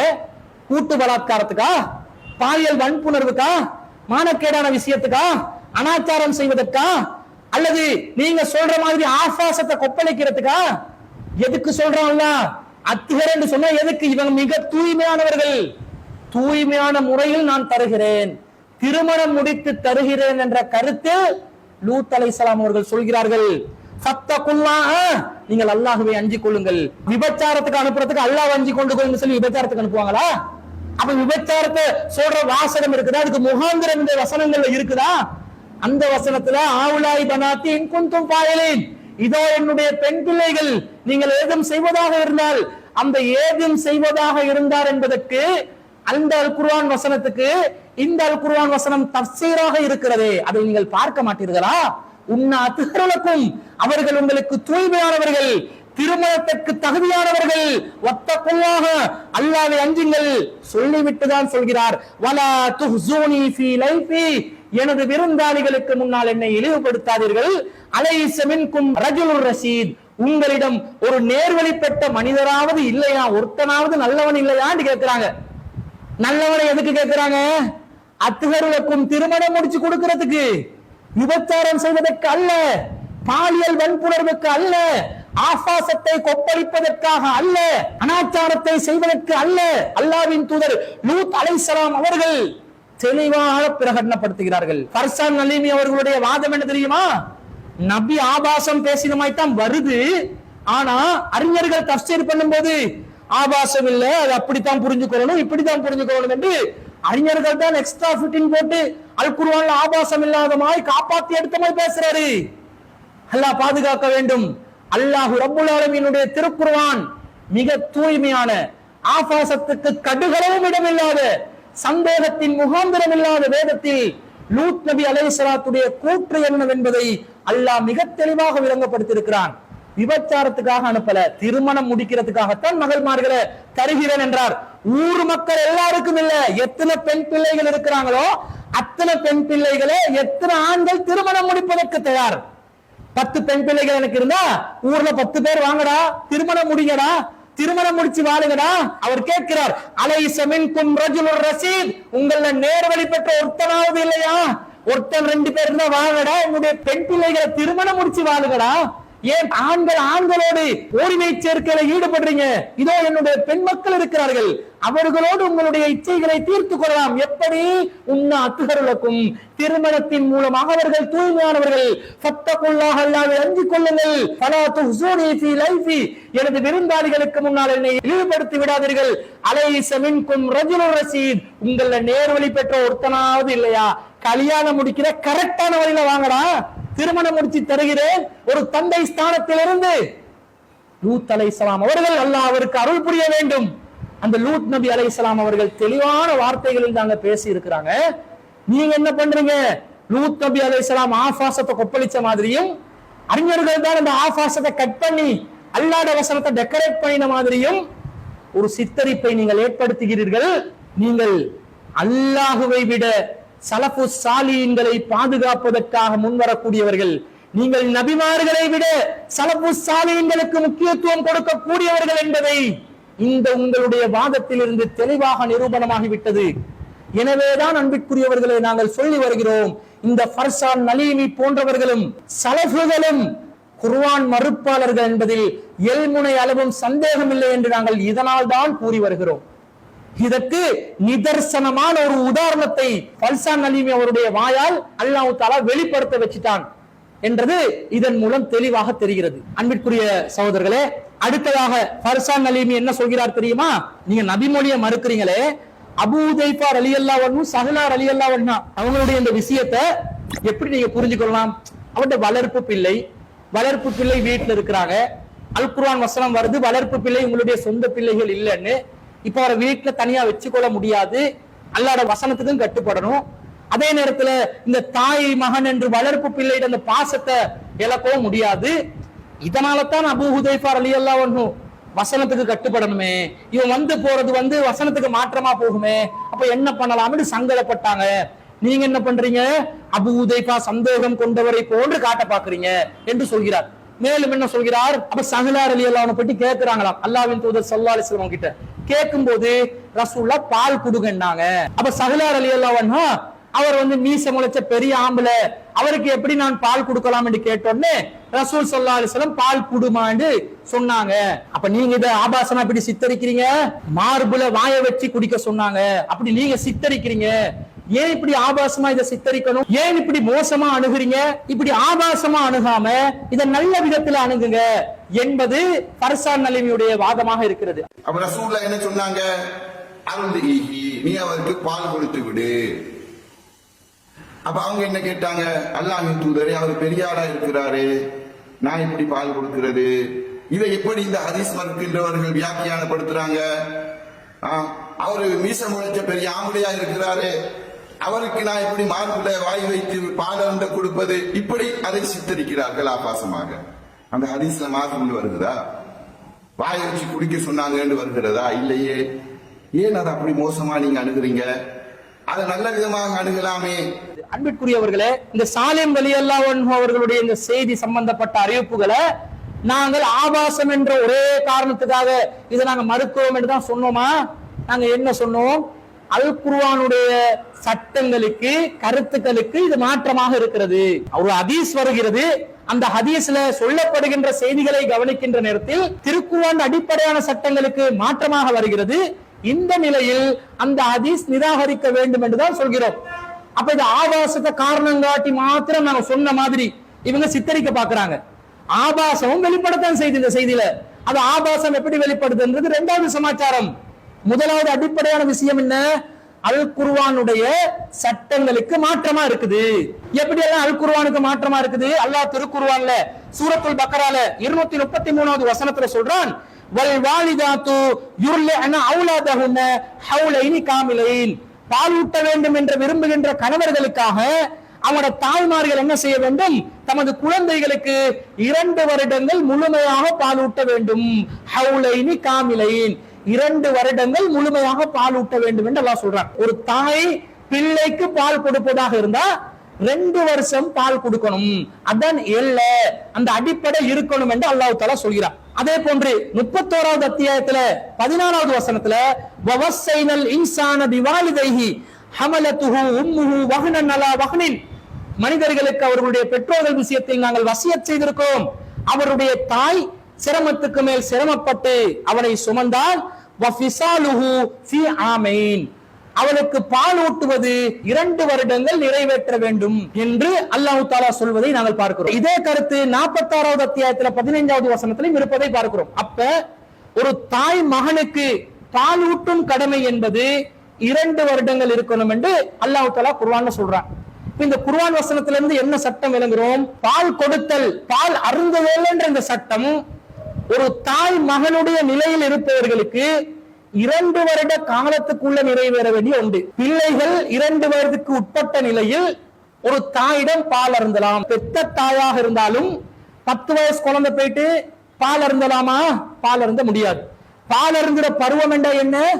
2 வயசு தான் அதுக்குரிய எல்ல என்று இந்த குர்ஆன் வசனம் சொல்லுது. ஒரு தாய் தன்னுடைய மகனுக்கு பால் கொடுப்பதாக இருந்தாலும் சரி, ஒருவர் வேறொரு பிள்ளைக்கு பால் கொடுப்பதாக இருந்தாலும் சரி, பால் கொடுக்க வேண்டிய அந்த காலப்பகுதியாக பிள்ளையுடைய வயசாக எத்தனை இருக்கணும்? 2 வயசுக்கு உட்பட்டதா இருக்கணும். 2 வயசை தாண்டினவங்க பால் அருந்துதல் என்ற அந்த காரியத்துல ஈடுபட முடியாது என்பது திருக்குர்ஆன்ல நமக்கு தெளிவாக விளங்குதா இல்லையா? அதான் நமக்கு கடமையாக்கப்பட்ட விஷயமா இல்லையா என்பது விளங்குகிறது. இதுக்கு மாற்றமாக சாலிம் ரலியல்லாஹு அன்ஹு அவர்களுடைய செய்தி எப்படி வருது? சஹலா ரலியல்லாஹு அன்ஹாவிடம் பெரிய மனிதராக இருந்த நிலையில் பால் கொடுக்கணும் என்ற மாதிரி சட்டம் வருது. சஹலா ரலியல்லாஹு அன்ஹு அவர்கள் ரசூலுல்லாஹ் கிட்ட போய் கேட்டோன்னே அர்லிஹி, அவருக்கு நீங்க பால் கொடுங்க என்று சஹலா ரலியல்லாஹு அன்ஹாக்கு ரசூலுல்லாஹ் சொல்ல, அவங்க என்ன கேட்டாங்கன்னா, நான் எப்படி அவருக்கு பால் புகட்டுவேன், அவர் பெரிய மனிதராக இருக்கிறாரே என்று கேட்டார்கள் என்று வருகிறது. ரசூலுல்லாஹ் சிரித்தார்கள் என்று வருகிறது. அவருக்கு நீ பால் குடு என்று ரசூலுல்லாஹ் மீண்டும் சொன்னதாக வருகிறது. அப்ப சஹலா ரலியல்லாஹு அன்ஹா ஏன் கேட்டாங்க? பெரியவர் என்பதனால தானே கேட்டாங்க. சிறுவர்களுக்கு 2 வயசுக்கு உள்ளவங்களுக்கு தான் பால் கொடுக்கணும் என்றது குர்ஆன்ல சட்டம் இருக்கிறது விளங்கிதானே கேட்டாங்க. அதுக்கு மாற்றமாக ரசூல் ஸல்லல்லாஹு அலைஹி வஸல்லம் பால் குடு என்று மீண்டும் மீண்டும் அழுத்தமாக சிரித்த வண்ணம் சொன்னார்கள் என்று வந்தால், இது குர்ஆனுடைய அந்த சட்டத்துக்கு மாற்றமாக வரக்கூடிய ஒரு செய்தியாக தெளிவாக விளங்குகிறதா இல்லையா? ரசூலுல்லாஹ் குர்ஆனுக்கு மாற்றமாக ஒரு இளைஞனுக்கு பால் கொடுக்க சொல்லி இருப்பாங்களா? சொல்லி இருக்க மாட்டாங்க. இதை அடிப்படையாக வைத்துதான் இந்த செய்தி குர்ஆனுக்கு மாற்றமாக வருகிறது என்று நாங்கள் சொல்கிறோம். அதே போன்று தாரகுத்னில வரக்கூடிய ஒரு செய்தியில லா ரலாஅ இல்லா மா கான ஃபில் ஹவுலைன், பால் கொடுப்பது என்பது 2 வருடங்கள் பூர்த்தியான நிலையில் இருப்பவர்களுக்கு மாத்திரம்தான், அதை தாண்டியவர்களுக்கு கிடையாது என்று நபிகள் நாயகம் ஸல்லல்லாஹு அலைஹி வஸல்லம் அவர்கள் சொன்னதாக இப்னு அப்பாஸ் ரலியல்லாஹு அன்ஹு அறிவிக்கிறாங்களா இல்லையா? அப்ப 2 வயசை தாண்டின ஒருத்தருக்கு அது சொந்த பிள்ளையா இருந்தாலும் சரி, வேறு பிள்ளையா இருந்தாலும் சரி, பால் கொடுத்தல் என்றது ஒன்று இருக்குதா? இஸ்லாத்துல அப்படி ஒன்று இல்ல. அது மாத்திரமா? பால் குடி உறவு என்றதை ஏற்படுத்துவதாக எப்படி ஏற்படுத்தலாம் என்றதை ரசூல் ஸல்லல்லாஹு அலைஹி வஸல்லம் நமக்கு விளங்கப்படுத்துறாங்க. எப்படி விளங்கப்படுத்துறாங்க? இந்த குர்ஆன் வசனத்தின் அடிப்படையில் இருந்துதான் ரசூலுல்லாஹ் இதை விளங்கப்படுத்துறாங்க. எப்படி விளங்கப்படுத்துறாங்கன்னு சொன்னா, அன்னை ஆயிஷா சித்திகா ரலியல்லாஹு அன்ஹா அவர்கள் ஒருவருடன் பேசிக் கொண்டிருக்கிறார். அப்ப ரசூல் ஸல்லல்லாஹு அலைஹி வஸல்லம் வர்றாங்க. அண்ணன் நபிய ஸல்லல்லாஹு அலைஹி வஸல்லம் தஹல அலைஹா வஹிந்தஹா ரஜுலுன் ஃபகஅன்னஹா தகய்யர வஜூஹு, நான் ஒரு மனிதருடன் பேசிக் கொண்டிருக்கக்கூடிய நிலையில் நபிகள் நாயகம் ஸல்லல்லாஹு அலைஹி வஸல்லம் அவர்கள் என்னிடம் வந்தார்கள். ரசூலுல்லாஹ்வுடைய முகம் மாறியது. கஅன்னஹு கரிஹதாலிக, அவர் அதை வெறுத்த விதத்தில் முகம் மாறிச்சு. நான் சொன்னேன், இன்னஹு அஹி, அவர் என்னுடைய பால்குடி சகோதரன் என்று சொன்னேன். அப்ப ரசூலுல்லாஹ் என்ன சொன்னாங்க? மன் இஹ்வானுக்குன்ன, உங்களுடைய சகோதரர்கள் யார் என்பதை நீங்கள் சரியாக ஆராய்ந்து முடிவெடுத்துக் கொள்ளுங்கள். ஃபஇன்னமர் ரலாஅத்து மினல் மஜாஅதி, பால் குடி என்பது பசியின் காரணமாக பால் அருந்துதல் என்பதில் ஏற்படுமே தவிர சும்மா எல்லாம் பால் கொடுத்தா எல்லாம் பால் அருந்துதல் வராது என்று நபிகள் நாயகம் ஸல்லல்லாஹு அலைஹி வஸல்லம் அவர்கள் சொன்னதாக புகாரில 5102வது செய்தி இருக்கிறது. இந்த செய்தி என்ன சொல்லுது? பால் கொடுக்கணும் என்றா பசியின் காரணமாகத்தான் பால் குடி உறவு. யாரும் பால் குடி சகோதரன் என்று வந்ததனால பால் குடி சகோதரன் என்று வரமாட்டார். பால் அருந்துதல் என்பது பசியின் காரணமாக இருக்க வேண்டும். பசியின் காரணமாக இருக்கணும் என்று சொன்னா, யார் பால் அருந்துகிறாரோ அவருக்கு உணவாக பால் தான் இருக்க வேண்டும். ஒருவருக்கு உணவாக பால் எப்போது இருக்கும்? ஃபில் ஹவுலைனி காமிலைன், 2 வருடங்கள் பூர்த்தியான நிலையில் இருப்பவர்களுக்கு தான் அது பசியாற்றக்கூடிய பாலாக இருக்கும். 2 வயதை தாண்டியவர்களுக்கு கண்டிப்பாக பசியாற்றாது, வேறு பசிகளை தான் ஆற்றும் என்றது விளங்குதா இல்லையா? அப்ப இந்த செய்தியில ரசூல் ஸல்லல்லாஹு அலைஹி வஸல்லம் என்ன சொல்ல வர்றாங்க? பால் குடி உறவு என்று சொல்லி கண்டவர்களை நீங்கள் முடிவு செய்யாதீர்கள், பசிக்கு பால் கொடுத்திருக்கிறோம். சாலிம் ரலியல்லாஹு அன்ஹு அவர்களுக்கு சஹலா ரலியல்லாஹு அன்ஹா அவர்கள் பசியின் காரணமாக பால் கொடுத்தார்களா? இல்லை. அப்ப இந்த செய்தி தெளிவா என்ன சொல்லுது? பசியின் காரணமா கொடுங்க வேண்டியது. அதுக்கு அடிப்படை எது? அல் குர்ஆன் அடிப்படையாக இருக்கிறது. அல் குர்ஆனின் அடிப்படையில் நபிகள் நாயகம் ஸல்லல்லாஹு அலைஹி வஸல்லம் அவர்கள் ஒரு சட்டத்தை சொல்றாங்க. அதே சட்டத்துக்கு மாற்றமாக வயது வந்த ஒருவருக்கு பால் குடுன்னு சொன்னா அந்த பால் குடி உறவு கண்டிப்பாக ஏற்படாது. அப்ப ரசூல் ஸல்லல்லாஹு அலைஹி வஸல்லம் சொன்னதுக்கும் இது மாற்றமா இருக்குதா இல்லையா?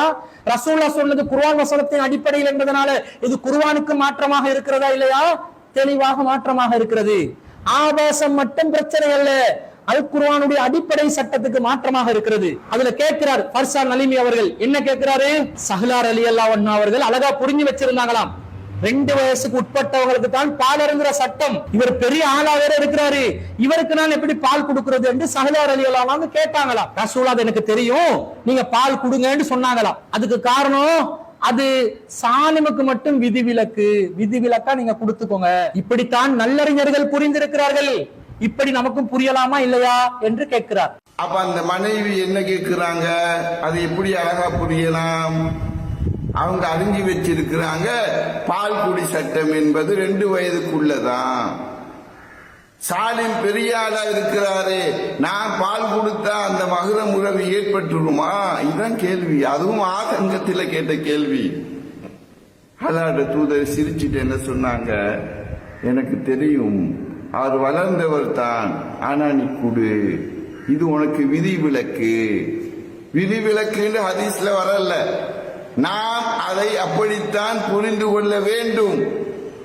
அப்படித்தான் இஸ்லாமிய வரலாற்றில் வந்த அத்தனை பேரும் அதை புரிந்து கொண்டார்கள். நல்லறிஞர்கள் அதை அப்படித்தான் புரிந்து கொண்டார்கள். இதுகால வரைக்கும் அப்படித்தான் அந்த நபிமொழி புரியப்பட்டு வருகிறது. அன்பிற்குரிய சகோதரர்களே, ஒரு செய்திய ஒருவருக்கு விதிவிலக்கு அளிப்பதாக இருந்தால் இஸ்லாத்துல அது எப்படி அமைய பெறுகிறது? விதிவிலக்கு என்று சொன்னா நேரடி வார்த்தைகள் இருக்கணுமா இல்லையா? அல்லது அது விதிவிலக்கென்று புரிந்து கொள்ளக்கூடிய விதத்துல அந்த சம்பவங்கள் நடைபெற்று இருக்கணுமா இல்லையா? இவர் சொல்லக்கூடிய விதத்துல விதிவிலக்கு இந்த செய்தியில சொல்லப்படுதா?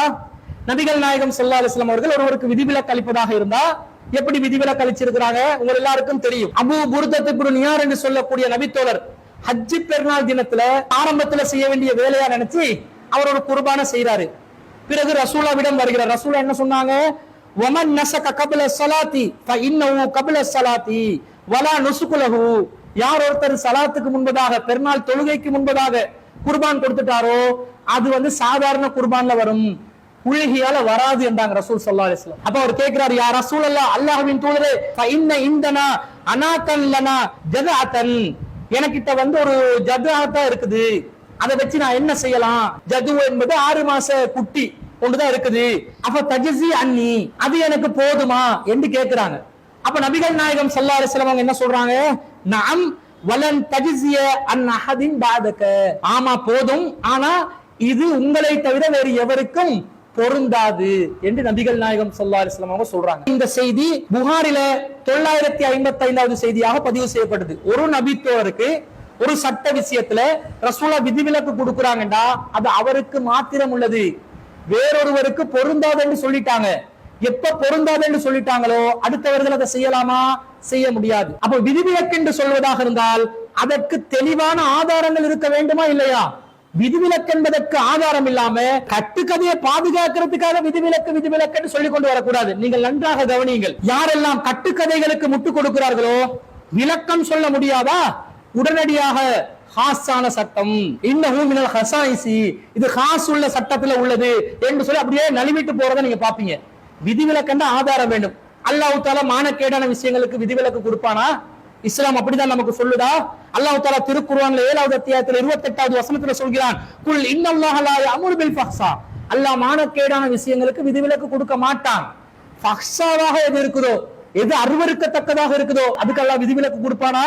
பாலை போயிட்டு குடிங்கன்னா அவங்களே கேட்கிறாங்க, சஹ்லார் ரலியல்லாஹு அன்ஹு, ஃபகைஃப உர்லிஹு வஹுவ ரஜுலுன் கபீர், அவர் பெரிய மனுஷனே, நான் எப்படி பால் கொடுக்கலாம், அவருக்கு புகட்டலாம் என்று கேட்கிறாங்க. ஃபதபஸ்ஸம ரசூலுல்லாஹி ஸல்லல்லாஹு அலைஹி வஸல்லம், ரசூலா சிரிக்கிறாங்க என்று வருது. இப்ப சஹ்லார் ரலியல்லாஹு அன்ஹுக்கே விளங்குது இது என்ன ஒரு தேவையில்லாத விஷயத்தை சொல்ற மாதிரி விளங்குது, பெரிய ஆளுக்கு ரசூலா பால் கொடுக்க சொல்ற மாதிரி விளங்குது என்று சிரிச்சதா தன்னோட கட்டுக்கதையிலே வருது. அப்ப இது மானக்கேடானது என்பது சஹ்லார் ரலியல்லாஹு அன்ஹுக்கும் விளங்குது. அதனாலதான் அவங்க இந்த கேள்வி கேட்டதா வருது. இந்த விதிவிலக்கை ஒருபோதும் யாருக்கும் அல்லாஹ் கொடுக்க மாட்டான். ஏனென்றால் இது மானக்கேடான காரியமாக இருக்கிறது. நபிகள் நாயகம் ஸல்லல்லாஹு அலைஹி வஸல்லம் அவருடைய காலத்தில் ஒரு இளைஞர் தனக்கு விபச்சாரம் செய்வதற்கு அனுமதி கேட்கிறார். யா ரசூலல்லாஹி இத்னிலி பிஸ்ஸினா, அல்லாஹ்வின் தூதர் எனக்கு விபச்சாரம் செய்வதற்கு அனுமதி தாருங்கள் என்று கேட்கிறார். உடனே சுத்தி வளைச்சவங்க அவரை தாக்குறதுக்கு உட்பட்ட நேரத்துல ரசூலா தடுக்கிறாங்க. தடுத்து என்ன கேட்கிறாங்க? அத்துஹிப்புஹு லி உம்மிக, உன்னுடைய தாய்க்கு நீ இதை விரும்புவாயா என்று கேட்கிறாங்க. இல்ல, நான் விரும்ப மாட்டேன் என்று அவர் சொல்கிறார். அஃப துஹிப்புஹு லி பனாதிக, உன்னுடைய பெண் மக்களுக்கு நீ இதை விரும்புவாயா என்று கேட்கிறார். அவர் இல்லை என்று சொல்கிறார். அஃபதுஹிப்புஹு லிஉக்திக, உன்னுடைய சகோதரி விஷயத்தில் நீ இதை விரும்புவாயா என்று கேட்கிறார். அவர் இல்லை, நான் விரும்ப மாட்டேன் என்று சொல்கிறார். அஃபதுஹிப்புஹு லிஅம்மிக, உன்னுடைய மாமி விஷயத்தில் நீ விரும்புவியா என்று கேட்கிறார். அவர் விரும்ப மாட்டேன் என்று சொல்கிறார். அஃபதுஹிப்புஹு லிகாலத்திக, உன்னுடைய சிற்றன்னை விஷயத்தில் நீ இதை விரும்புவியா என்று கேட்கிறாங்க. அவர் இல்லை என்று மறுத்து விடுகிறார். ரசூல் ஸல்லல்லாஹு அலைஹி வஸல்லம் இப்படி எல்லாம் கேள்விகளை கேட்டு, இந்த மாதிரி மானக்கேடான விஷயத்துக்கு எல்லாம் நான் அனுமதி தர மாட்டேன், அது சரியான காரியம் இல்ல, அது விதிவிலக்க உனக்கு அனுமதி தர முடியாது என்று தடுத்து விடுகிறார்கள். இந்த செய்தி அகமதுல 21185வது செய்தியாக பதிவாகி இருக்கிறது. இப்படி ரசூலுல்லாஹ் தடுக்கக்கூடிய காரியத்தை தான் செய்வாங்க. சஹ்லா ரலியல்லாஹு அன்ஹா சாலிம் ரலியல்லாஹு அன்ஹு விஷயத்துல ஒரு கேள்வி எழுப்பினா ரசூலுல்லாஹ் என்ன சொல்லுவாங்க?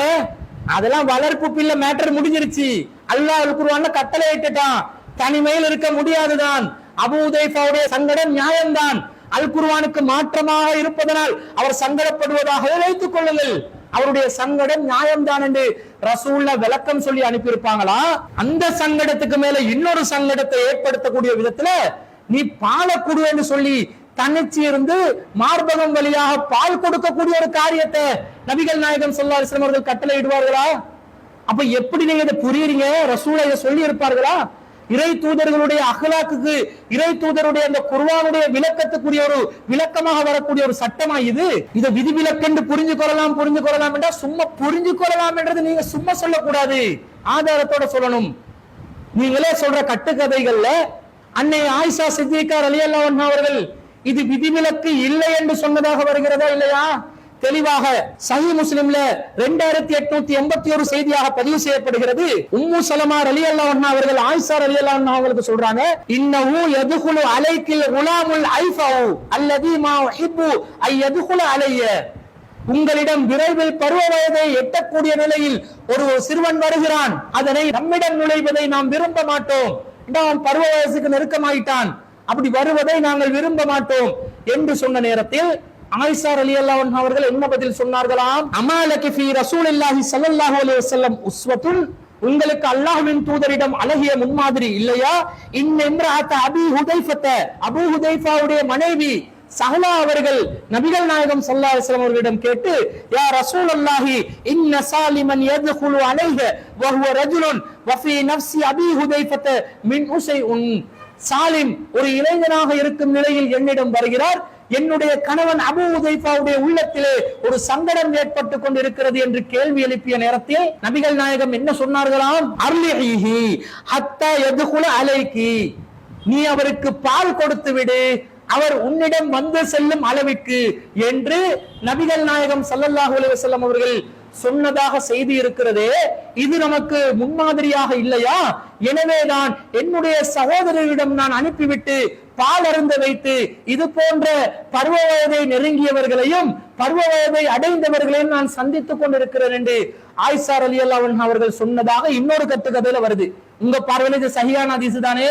இந்த செய்தியின்படி இது விதிவிலக்காக ஆயிஷா ரலியல்லாஹு அன்ஹா புரிந்து கொண்டதாக வருகிறதா, அல்லது அனைவரும் நடைமுறைப்படுத்தக்கூடிய ஒரு காரியமாக வைத்துக் கொண்டார்கள் என்று வருகிறதா? எப்படி வருகிறது? எல்லாருக்கும் முடியும் என்றதுனாலதானே இது உஸ்வத்துன் என்றாங்க, அழகிய முன்மாதிரி என்றாங்க. அப்ப இந்த அழகிய முன்மாதிரியை அன்னை ஆயிஷா ரலியல்லாஹு அன்ஹா அவர்கள் நடைமுறைப்படுத்தி இருக்கிறார்கள் என்று சொன்னா இது விதிவிலக்கு என்று நீங்களா இல்லாதோட திணிக்க பாக்குறீங்க.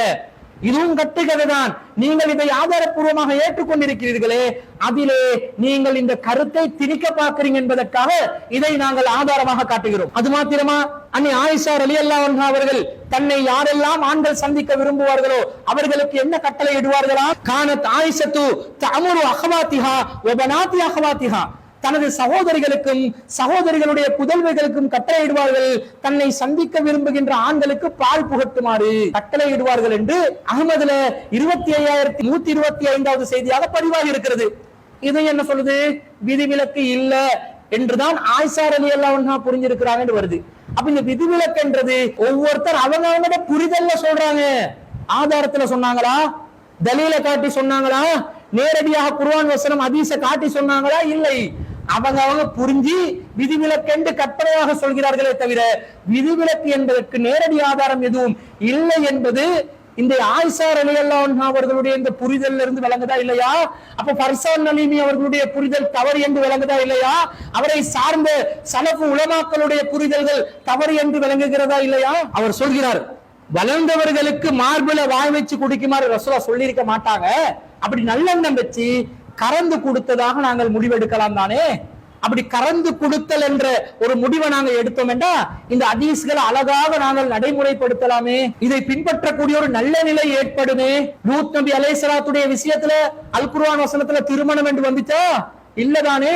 அது நம்ம திருமணம் என்று புரியுற மாதிரி இந்த ஹதீஸ்ல வரக்கூடிய பால் அருந்துதல் என்பது கறந்து கொடுத்தல் என்ற வார்த்தை இல்லாட்டிலும் கறந்து கொடுத்தல் என்று ஏன் புரிய முடியாது என்ற ஒரு கேள்வியை கேட்கிறார். வளர்ந்தவர்களுக்கு மார்புல வாய் வைத்து குடிக்குமாறு அல்லாஹ்வுடைய தூதர் நிச்சயமா சொல்லி இருக்க மாட்டாங்க. அப்ப அங்கு சட்டம் என்ன? கறந்து கொடுத்தல். அந்த கறந்து கொடுத்தல் என்ற ஒரு சொல்லை நாங்கள் இணைப்பதனால் அந்த ஒட்டுமொத்த ஹதீஸையுமே நாங்கள் பாதுகாத்து பின்பற்ற முடியுமான ஒரு நல்ல நிலை ஏற்படுகிறது. ஹதீஸ மறுக்காத ஒரு நிலை ஏற்படுகிறது. அது எப்படி இல்லாத சொல்லை சேர்ப்பது என்றால் லூத் நபியுடைய விஷயத்தில் எப்படி நாங்க முடிவெடுப்போம்? திருமணம் அங்க இருக்குதா? இல்லையே. அப்ப அங்கு தவறாக புரியலாமா? நேரடி அர்த்தத்துல. அன்பிற்குரிய சகோதரர்களே, இந்த பால் கொடுத்தல் என்ற இந்த விஷயம் கறந்து கொடுத்தல்ல வருமா? அப்படித்தான் இந்த செய்தி சொல்லுதா? ரலாத் என்ற வார்த்தைக்கு கறந்து கொடுத்தல் என்ற அர்த்தம் தான் இருக்குதா? இவங்களாக என்ன செய்யறாங்கடா, அதை எக்ஸ்ட்ரா ஃபிட்டிங் போட்டு சொல்லி கொடுறாங்க. ஹதீஸ்ல எப்படி வருது? தெளிவான வாசகத்தில் வருகிறது. திருமிதியில 1072வது ஹதீஸ்ல லா யுஹர்ரிமு மினர் ரலாத்தி, நீங்கள் பால் கொடுப்பதனூடாக உங்களுக்கு மஹரமான நிலை ஏற்படாது. இல்லாமா ஃபதகல் அம்ஆஹி ஃபி ஸதி வகான கப்லல் ஃபிதாம், மார்பகத்தின் வழியாக வயிறு நிரம்புகின்ற அளவிற்கு பால் புகட்டுவதனூடாகத்தான் பால் குடி உறவு ஏற்படும் என்று நபிகள் நாயகம் ஸல்லல்லாஹு அலைஹி வஸல்லம் அவர்கள் சொன்னதாக தெளிவான ஒரு செய்தி வருகிறதா இல்லையா? இமாம் திருமிதி அவர்கள் இந்த செய்தியை பதிவு செய்துவிட்டு அடிக்குறிப்பு போடுறாரு. அன்னர் ரலாஅத லா துஹர்ரிமு இல்லா மா கான தூனல் ஹவுலைன். இந்த ரலாத் என்பது பால் குடி உறவினூடாக மஹரம் ஏற்படுத்துவது என்பது 2 வருடங்களுக்கு உட்படுத்தப்பட்ட நிலையில் இருக்கக்கூடிய குழந்தைகளுக்கு தான் பொருந்தும். அதை தாண்டியவர்களுக்கு பொருந்தாது. வமாகான பாதல் ஹவுலைனி காமிலைன், 2 வருடம் பூர்த்தியான பிறகுள்ள நிலையில் உள்ளவர்களுக்கு இது பொருந்தாது. ஃபஇன்னஹு லா யுஹர்ரிமு ஷைஅன், அவர்களுக்கு எந்த மஹரமான நிலையும் இதை ஏற்படுத்தாதென்று அவரே ஒரு அடிக்குறிப்பு போடுறாரு. ஏன் போடுறாரு? இந்த மாதிரி ஃபர்சான் நலீமிக்கள், இந்த மாதிரி சலஃபுகள், மூளை குழம்பியவர்கள் என்ன செய்வார்கள்? இந்த செய்தியை அப்படியே திரிவுபடுத்தி கறந்துதல் கறக்காத நிலை என்று குழப்பி விட்டுருவாங்க. அதனாலே அவர் முன்கூட்டியே புரிஞ்சு கொண்டு பால் அருந்துதல் என்பது 2 வருட பூர்த்தியான பிறகுள்ளவர்களுக்கு பொருந்தாது என்று அடிக்குறிப்பு வேற போட்டாரு. ரசூல் ஸல்லல்லாஹு அலைஹி வஸல்லம் என்ன சொன்னார்கள்? பால் அருந்துதல் வயிறை நிரப்பணும், குடலை நிரப்பணும், பசியை தீர்க்கக்கூடியதா இருக்கணும், மார்பகம் வழியாக அது ஏற்படுத்தணும் என்று ஹதீஸ்ல வருதா இல்லையா? அப்ப மார்பகம் வழியில் இல்லாமல் கறந்து கொடுத்ததல் ஊடாக பால் குடி ஏற்படாது என்பது இஸ்லாத்துடைய ஒரு தெளிவான நிலைப்பாடு. இதுக்கு மாற்றமா கறந்து கொடுத்தல் என்ற அர்த்தம் எப்படி கொடுக்கலாம்? கொடுக்கவே முடியாது. மேலும் இவர்கள் சொல்லுகின்ற அந்த கட்டுக்கதையில வாசகங்களை கவனிங்க. அதுல வாசகங்கள் எப்படி வருது? வகத் பலகமா யப்லுகுர் ரிஜால் வ அலிமமா யஅலமுர் ரிஜால், மனிதர்கள் அறிய வேண்டியதெல்லாம் அவர் அறிந்து வைத்திருக்கிறார், அடைய வேண்டிய பருவ வயதையும் அடைந்து விட்டார் என்று முஸ்லிம்ல 2638வது செய்தி சொல்கிறது. இன்ன சாலிமன் கது பலகமா யப்லுகுர் ரிஜால் வ அகலமா அகலு, அவர் பருவ வயதையும் அடைந்து விட்டார், பூர்த்தியான மனிதர்கள் அறிய வேண்டிய விஷயங்களை எல்லாம் அவர் அறிந்து விட்டார். சஹீஹ் முஸ்லிம்ல 2637வது செய்தி. அதே மாதிரி அஹ்மதுல 24920வது செய்தியில யா ரசூலல்லாஹி இன்ன சாலிமன் கான யதுகுலு அலைய வ அன வாலியத்துன் சௌபி, எனது மேலாடைகளை நான் கலைந்திருக்கும் நிலையில் சாலிமனிடம் வந்து செல்லக்கூடியவராக இருந்தார். சும்ம இன்னவு எதுகுல அலையல் ஆன பாதமா சப்பவ கபிர, அவர் இளைஞனான பிறகு பெரியவரான பிறகு என்னிடம் வருகிறார். இந்த நிலையில் நான் என்ன செய்வது? ஃபஅஜிது ஃபீ நஃப்ஸி மின் தாலிக, இது ஏன் மனசுக்கு உறுத்தலா இருக்குது, நான் என்ன செய்வது என்று தான் கேட்கிறாங்க. அப்ப இந்த வாசகங்கள் எல்லாம் என்ன சொல்லுது? சாலிம் என்பவர் பெரியவரா இருக்கிறாரு, விஷயங்கள் அவருக்கு தெரியக்கூடிய நிலையில் இருக்கிறார். நான் ஆரம்பத்தில் அவர் சிறியவராக இருக்கும் போது கூட மேலாடைகளை கலைத்த நிலையில் இருந்தேன். இப்ப பெரியவராகிட்டாரு, இப்ப நான் என்ன பண்றதுன்றதுதான் இந்த செய்தியில கேட்கப்படுது.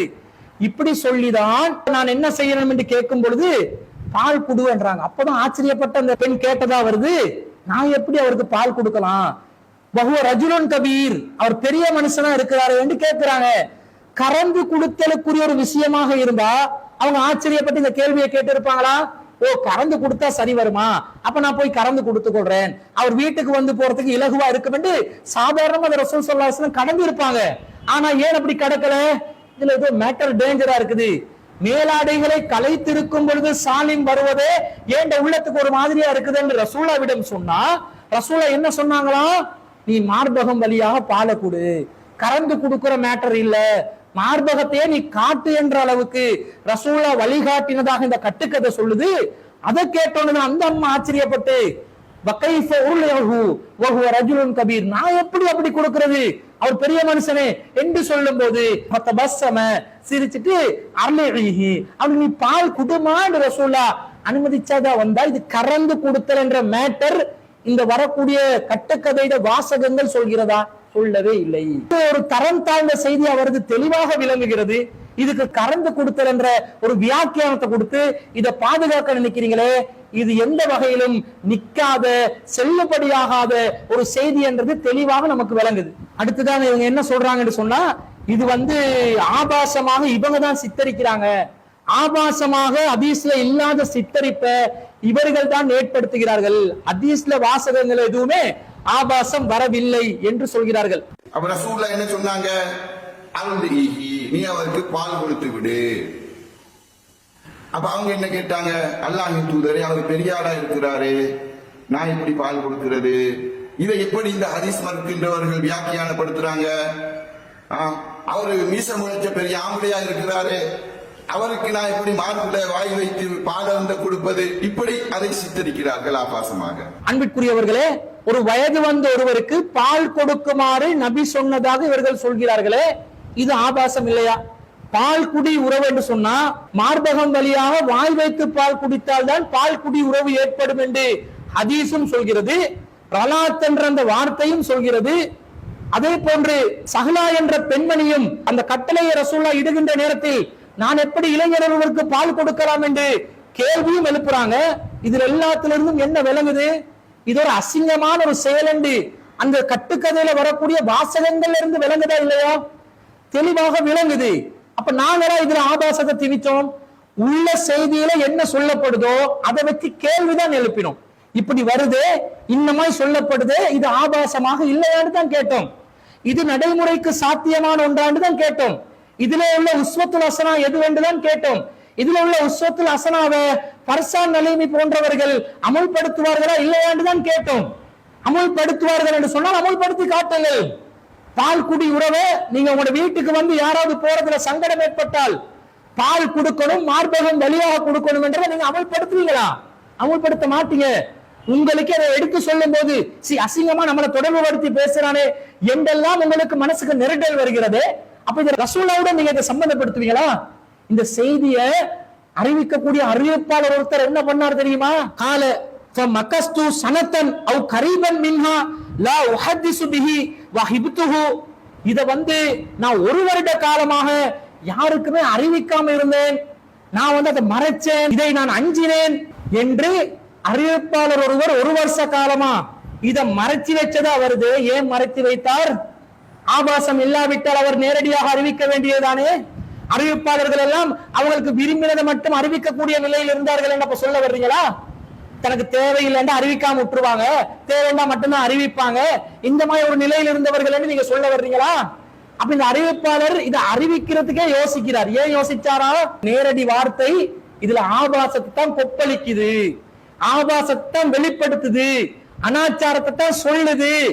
ரலாத் என்றதுல மார்பகம் வழியாக வாய் வைத்து பால் உறிஞ்சி குடிப்பதை தான் குறிக்கிறது என்று ஹதீஸ்ல நேரடி வாசகம் சொல்வதனாலதான் அறிவிப்பாளர் ஒருத்தர் நான் இதை அறிவிப்பதற்கு பயப்பட்டேன், ஒரு வருஷ காலமா அதுக்கு நெருக்கமான காலமா நான் அறிவிக்கவே இல்லை என்கிறார். அப்ப நீங்க எதை கட்டுக்கதையா காட்டுறீங்களோ அந்த கட்டுக்கதை அறிவிக்கக்கூடிய அறிவிப்பாளரு இது ஆபாசம் நிறைந்த செய்தியாகத்தான் சித்தரிக்கிறார். இது நாங்க சித்தரிச்சோண்டா இல்லை. அடுத்தது அன்பிற்குரியவர்களே, அல்லாஹ் தஆலா நமக்கு என்ன கட்டளை இடுகிறான் மூமின்களுக்கு? 24வது அத்தியாயத்துல 30வது வசனத்துல குல்லில் முஃமினீன யகுல்லு மின் அப்சாரிஹிம் வ யஹ்ஃபலு ஃபுரூஜஹும். அல்லாஹ் தஆலா பார்வைகளை மூமின்களுக்கு தாழ்த்த சொல்கிறான், கற்பை பாதுகாக்க சொல்கிறான். எப்படிப்பட்ட ஒரு பெரிய ஒருத்தர்கிட்ட பால் குடிக்கிறது? அந்த மார்பகம் வலியை கண்களால் பார்த்து கொண்டு பால் அருந்தினால் அது ஆபாசத்துக்குரிய ஒன்றா இல்லையா? கறந்து கொடுத்தல் என்றது நீங்க கொடுத்த எக்ஸ்ட்ரா பிட்டினு. நேரடி ஹதீஸ் வாசகத்தில் கறந்து கொடுத்தல் என்பது வரவில்லை. அந்த வார்த்தைയുടെ நேரடி அர்த்தம் கறந்து கொடுத்தல் என்பது இல்லாததனால்தான் அறிவிப்பாளரும் அதை அறிவிப்பதற்கு தயங்கினார், அதை பயந்தார். அப்ப இந்த மாதிரி ஒரு நிலையில கறந்து கொடுத்தல் என்ற கருத்து அதுல இல்ல என்று ஆகும் பொழுது நேரடியாக போயிட்டு பால் கொடுக்க சொன்னா இது இன்னும் மானக்கேடானதை ஏவுதா இல்லையா? எப்படி பார்வை தாழ்த்தப்படும்? கண்ணை மூடிக்கொண்டு மார்பகம் வழியாக குடிக்கணும் என்று வருமா? உறிஞ்சி குடிக்கின்ற நிலை என்பது அங்கே அனாச்சாரமாக வருகிறதா இல்லையா? விபச்சாரமாக வருகிறதா இல்லையா? ஆபாசமாக வருகிறதா இல்லையா? அபூ ஹுதைஃபா ரலியல்லாஹு அன்ஹு அவர்களுக்கு சாலிம் வந்து செல்வதே பிரச்சனையாக இருக்கிற நேரத்துல வீட்டுல வளர்ந்த வளர்ப்பு பிள்ளையா இருக்கலாம், வளர்ப்பு பிள்ளை சொந்த பிள்ளை இல்லைன்னு ஆகிருச்சு, வந்து போறதே பிரச்சனையாக இருக்கின்ற நேரத்தில் அவருக்கு மார்பகம் வழியாக பால் கொடுக்க சொல்லி ரசூலுல்லாஹ் ஒரு வழியை காட்டி இருப்பாங்களா? சஹலா பின் சுஹைல் ரலியல்லாஹு அன்ஹு அவர்களும் சாலிம் வந்து செல்வது அவங்களுக்கு மனசுக்கு சங்கடமா தான் இருக்குது. மேலாடை கலைத்திருக்கும் பொழுது சாலிம் வந்து செல்வது அவங்களுக்கு சங்கடமா இருந்த நேரத்துல மார்பகத்தை காட்டி கொண்டு பால் கொடுக்க சொல்லி நபி அவர்கள் வழிகாட்டினார்கள் என்று இருந்தா அவங்க எப்படி அதை ஏற்றுக்கொண்டிருப்பாங்க? கற்பொழுக்கம் உள்ள பெண்களாக இருந்த நபி தோழியர்கள், கற்பொழுக்கத்தை பேணிய நபி தோழர்கள், மானக்கேடானதுக்கு எல்முனை அளவும் தொடர்பு இல்லாத அல்லாஹ்வின் தூதர் ஸல்லல்லாஹு அலைஹி வஸல்லம் அவர்கள் இப்படி கட்டளையிட்டு இருக்க மாட்டார்கள் என்று சொல்கிறோம், இப்படி சொல்லி இருக்க மாட்டார்கள் என்கிறோம். நேரடி செய்தியில் ஆபாசம் கொப்பளிக்கிறதே தவிர நாங்களாக திணிச்சி ஆபாசத்தை ஏற்படுத்தவில்லை என்பது அன்பர் நண்பர் ஃபர்சான் நலிமி அவர்களுக்கு நாங்கள் சூழ்கொள்ள விரும்புகிறோம். அடுத்ததாக ஃபர்சான் நலிமி அவர்கள் கூறுகிறார்கள், அது வளர்ப்பு பிள்ளை, வளர்ப்பு பிள்ளை மிஸ் பண்ண முடியல, குர்ஆன் வசனத்தை நாங்க பாதுகாக்கணும், அவரையும் பக்கத்துல வச்சுக்கொள்ளணும், இதுக்கு என்ன வழி பண்ணலாம் என்று நினைச்சுதான் சாலிம் ரலியல்லாஹு அன்ஹு அவருடைய விஷயத்தை சஹலா ரலியல்லாஹு அன்ஹு கேட்டாங்க. அபூ ஹுதைஃபா வேற வேற சந்தேகம் எல்லாம் படல, இதுக்கு தான் வழி யோசிச்சாங்க, அதுக்கு தான் ரசூலுல்லாஹ் வழிகாட்டினாங்க என்று சொல்கிறார். ஒரு நபிமொழியாக நீங்கள் மறுக்கிறீர்களே, அபூ ஹுதைஃபா ரலியல்லாஹு அன்ஹு அவர்களின் மனைவி சஹலா ரலியல்லாஹு அன்ஹா, அந்த இருவரும் சாலிம் ரலியல்லாஹு அன்ஹு என்ற நபரை வளர்ப்பு பிள்ளையாக எடுத்து வளர்க்கிறார்கள். ஒரு குறிப்பிட்ட காலம் ஒரே வீட்டில் வளர்க்கிறார்கள், சொந்த பிள்ளை மாதிரி வளர்த்தார்கள். அல்லாஹ் என்ன செஞ்சான்? வஹியை இறக்கி வளர்ப்பு பிள்ளை சொந்த பிள்ளையாகாது, அவங்களோட சொந்த வாப்பாட தந்தையிட பேரை வைத்துத்தான் பிள்ளைகள் அழைக்கப்பட வேண்டும் என்ற வசனத்தை அருளிய போது அதற்கு பின்னால் சாலிம் ரலியல்லாஹு அன்ஹு அவர்கள் தான் வளர்க்கப்பட்ட அந்த அபூ ஹுதைஃபா ரலி அவர்களுடைய வீட்டிற்கு அடிக்கடி வந்து போகிற ஒரு நிலை நீடிக்கிறது. இது அபூ ஹுதைஃபா ரலியல்லாஹு அன்ஹு அவங்களுடைய உள்ளத்துக்கு சங்கடமா இருக்குது. இந்த இடத்தை நல்ல விதமா புரியலாமா இல்லையா? அபூ ஹுதைஃபாட உள்ளத்துல ஒரு சங்கடம் இருக்கிறது. அவர் முகத்துல ஒரு மாற்றம் தென்படுகிறது. சாலிம் வரும்போது அபூ ஹுதைஃபாவுடைய மனைவி ரசூலுல்லாஹ்ட்ட சொல்றாங்க, இப்படி நாங்க வளர்த்தோம், இப்படி வசனம் வந்து விட்டது, இப்ப சாலிம் வாராரு, அபூ ஹுதைஃபாட முகத்துல இப்படியான ஒரு மாற்றம் தென்படுகிறது. அந்த மாற்றத்தை இரண்டு விதமாக வியாக்கியானம் கொடுக்கலாமா இல்லையா? இத்தனை காலமா சொந்த பிள்ளையா வளர்த்துட்டோமே, ஆனா குர்ஆன் இந்த சட்டத்தை சொல்லி இதை தடை செய்து விட்டது. இப்ப அவர் வாராரு, இப்ப குர்ஆனினுடைய கட்டளையை மீறும் விதமாக இந்த நிகழ்வு இருக்குது. இப்ப இந்த இடத்துல நான் என்ன செய்யறது? எனக்கு ஒரு பெரிய தர்ம சங்கடமா இருக்கிறது. வஹியையும் பின்பற்ற வேண்டும், சாலிம் அவர்களையும் என்னால் விட்டுவிட முடியாது. ஏண்டா வளர்த்த அந்த பாசம் உள்ளத்திலே நிரம்பி இருக்கிறது. அந்த பாச உணர்வின் வெளிப்பாடு, சாலிம் ரலியை விட்டுக் கொடுக்க முடியாத அந்த பாசம், வளர்ப்பு பாசம், அதே நேரம் வஹியை மீற முடியாது என்ற தர்ம சங்கடம்.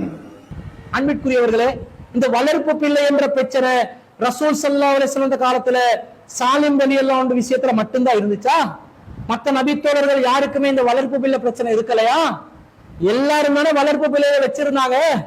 ஏன் அல்லாஹ்வின் தூதர் ஸல்லல்லாஹு அலைஹி வஸல்லம் அவர்கள் கூட தனக்கு மிக விருப்பமான தனது வளர்ப்பு மகனான ஸைத் அவர்களை வைத்திருந்தார்களா இல்லையா? ஸைத் என்பவரை ரசூலுல்லாஹ் தன்னுடைய சொந்த மகனாக கவனித்தாரா இல்லையா? ஸைத் பின் முஹம்மது என்றவர் அந்த சமூகத்தில் அழைக்கப்பட்டாரா இல்லையா? வளர்ப்பு பிள்ளை இல்லை என்ற கன்செப்ட இஸ்லாம் சொன்ன நேரத்துல அதுல அதிகமாக பாதிக்கப்பட்டது யார்? அல்லாஹ்வின் தூதர் ஸல்லல்லாஹு அலைஹி வஸல்லம் அவர்கள். ஆனால் ரசூல் ஸல்லல்லாஹு அலைஹி வஸல்லம் ஸைத் ரலியல்லாஹு அன்ஹு அவர்களை தனக்கு சொந்தமாக்கிக் கொள்வதற்கு ஏதாவது குறுக்கு புத்தியை பயன்படுத்தினாங்களா? எந்த அளவுக்கு ரசூலுல்லாஹ் ஸைத் ரலியல்லாஹு அன்ஹு விஷயத்துல ரொம்ப ஆசையுடன் ஆர்வத்துடன் இருந்தார் என்று சொன்னா ஒரு செய்தி வருகிறது. புகாரில 3731வது செய்தி. கால்களுடைய ரேகைகளை பார்த்து உறவு முறையை கணிக்கக்கூடிய ஒருவர் ரசூலுல்லாஹ்வுடைய காலத்துல வர்றாங்க. வந்து ஸைத் ரலியல்லாஹு அன்ஹு அவர்களும் உசாமா பின் ஸைத் ரலியல்லாஹு அன்ஹு அவர்களும் தந்தையும் மகனும் படுத்துக் கொண்டிருக்கக்கூடிய நேரத்துல அவங்க ரெண்டு பேருடைய கால் பாதத்தை அவர் வந்து பாக்குறாரு. அந்த கால் பாதங்களோட ரேகைகளை வச்சு இவங்களோட உறவு முறைகளை ஒரு அளவு கணிச்சு சொல்லுவாங்க. அப்படி கணிச்சு சொல்லக்கூடிய ஒருவர் இவங்க ரெண்டு பேர் யாரா இருக்கலாம் என்றதை கணிச்சு சொல்ற இடத்துல இன்ன ஹாதியில் அக்தாம பஅலுஹா மின் பஅலின், இந்த ரெண்டு கால்கள் ஒன்றிலிருந்து ஒன்று வந்தவை என்று அவர் அந்த ரேகைகளை பார்த்து சொல்றாரு. இந்த கால்கள் எல்லாம் மெச்சாகுது, தந்தையும் மகனும் தான் என்று சொல்கிறார். அந்த நேரத்தில் ரசூல் ஸல்லல்லாஹு அலைஹி வஸல்லம் ஏற்பட்ட சந்தோஷம் ஃபசுர்ர பிதாலிக நபி ஸல்லல்லாஹு அலைஹி வஸல்லம் வஅஜபஹு, ரசூலுல்லாஹ் ரொம்ப சந்தோஷப்பட்டு மகிழ்ச்சி அடைந்து வியந்து போய் ஃபஅக்பர பிஹி ஆயிஷா, இதை ஆயிஷாக்கு அறிவித்தார்கள் என்று புகாரில செய்திகளை பார்க்கிறோம். அந்த அளவுக்கு ஸைத் ரலியல்லாஹு அன்ஹு அவர்களுடைய விஷயத்திலும் உசாமா பின் ஸைத் ரலியல்லாஹு அன்ஹு விஷயத்திலும் நபி ஸல்லல்லாஹு அலைஹி வஸல்லம் ரொம்ப பிரியமா இருந்தாங்க. அப்ப அவங்களுக்கு அந்த பிரச்சனை வரலையா? தனக்கு ரொம்ப நெருக்கமான பிரியமான ஸைத் அவர்களை கூட விலகி இருக்க வேண்டும், ஒதுங்கி இருக்க வேண்டும் என்ற ஒரு நிலைதானே ஏற்பட்டது. அதற்கு ரசூலுல்லாஹ் குறுக்கு வழி ஏதாவது பயன்படுத்தினாங்களா? பால் கொடுக்கிறதுக்கு ஏதாவது வழியை ஏற்படுத்தி கொண்டாங்களா? பால் குடி உறவை ஏற்படுத்துறதுக்கு ஏதாவது தந்திரத்தை கையாண்டாங்களா? இல்லை. அல்லாஹ்வின் தூதர் ஸல்லல்லாஹு அலைஹி வஸல்லம் அவர்களுக்கும் ஒட்டுமொத்த நபித்தோழர்களுக்கும் சமூகத்தில் ஒரு மிகப்பெரிய ஒரு சர்ச்சையாக இருந்த வளர்ப்பு பிள்ளை என்பது சொந்த மகன் இல்லை என்பதை இஸ்லாம் தீர்வாக வழங்கிய பிறகு அதுல சங்கடப்பட்டவர்கள் ஏராளமானவர்கள் இருக்கின்ற நேரத்தில் அபூ ஹுதைஃபா ரலியல்லாஹு அன்ஹு அவர்களுக்கும் ஸஅலா பின் சுஹைல் ரலியல்லாஹு அன்ஹு அவர்களுக்கும் சாலிம் ரலியல்லாஹு அன்ஹு அவர்களுக்கும் மட்டும்தான் இந்த பிரச்சனை இருந்த மாதிரி நீங்க இந்த கட்டுக்கதையில எடுத்து காட்டுறீங்களே, அப்ப அடுத்தவங்களுக்கெல்லாம் இந்த பிரச்சனை இருக்கலையா? அவங்க வேறு வேறு தீர்வுகளை தேடினாங்களா? நம்பிக்கையாளர்கள் எப்படி இருப்பார்கள்?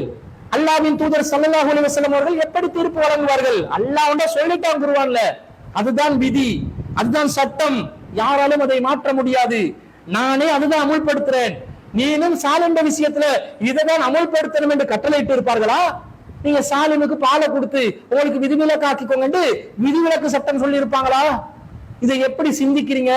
ஏன் உங்களுக்கு இதை தெளிவா சிந்திக்க முடியாம இருக்குது? இப்ப ஒருத்தர் இந்து மதத்திலிருந்து இஸ்லாத்துக்கு வர்றாரு, இஸ்லாத்தை ஏற்றுக்கொண்டு விட்டார். அவருடைய ஒரு வளர்ப்பு மகன் இருப்பதாக வைத்துக் கொள்ளுங்கள், சொந்த மகனுடைய அந்தஸ்திலே அவர் வளர்த்ததாக வைத்துக் கொள்ளுங்கள். இஸ்லாத்துக்கு வந்த பிறகு வளர்ப்பு மகன் சொந்த பிள்ளையாக முடியாது என்ற சட்டம் அவருக்கு தெரிய வருகிறது. இந்த நேரத்தில் அவருக்கு மனநெருடல் ஏற்படுகிறது, சங்கடம் ஏற்படுகிறது. அபூ ஹுதைஃபா ரலியல்லாஹு அன்ஹு அவர்களுக்கு எந்த சங்கடம் ஏற்பட்டுச்சோ அதே சங்கடம் இந்த இந்து மத சகோதரர் இஸ்லாத்தை தழுவிய பிறகு அவருக்கு ஏற்பட்டால் அவர் என்ன முடிவு செய்வார்? அவர் என்ன முடிவு செய்ய வேண்டும்? இப்ப நான் இஸ்லாத்துக்கு வந்துட்டேன், வளர்ப்பு பிள்ளை கன்செப்ட் இல்லைன்னு ஆயிருச்சு, என்னுடைய மனைவியை நோக்கி அவருக்கு பாலருந்த சொல்லி நான் கட்டளையிட்டுக் கொள்கிறேன் என்று சொல்லி அவர் அப்படி நடைமுறைப்படுத்துவாரா? அவர் இப்ப என்ன செய்யறது? அவருக்கு என்ன சட்டத்தை இப்ப நீங்க சொல்ல போறீங்க? கறந்து கொடுத்தால் தாய் மகன் உறவு ஏற்படாது, மார்பகம் வழியாக கொடுத்தால்தான் அந்த ரலாத்துடைய சட்டம் நிறைவேறும்.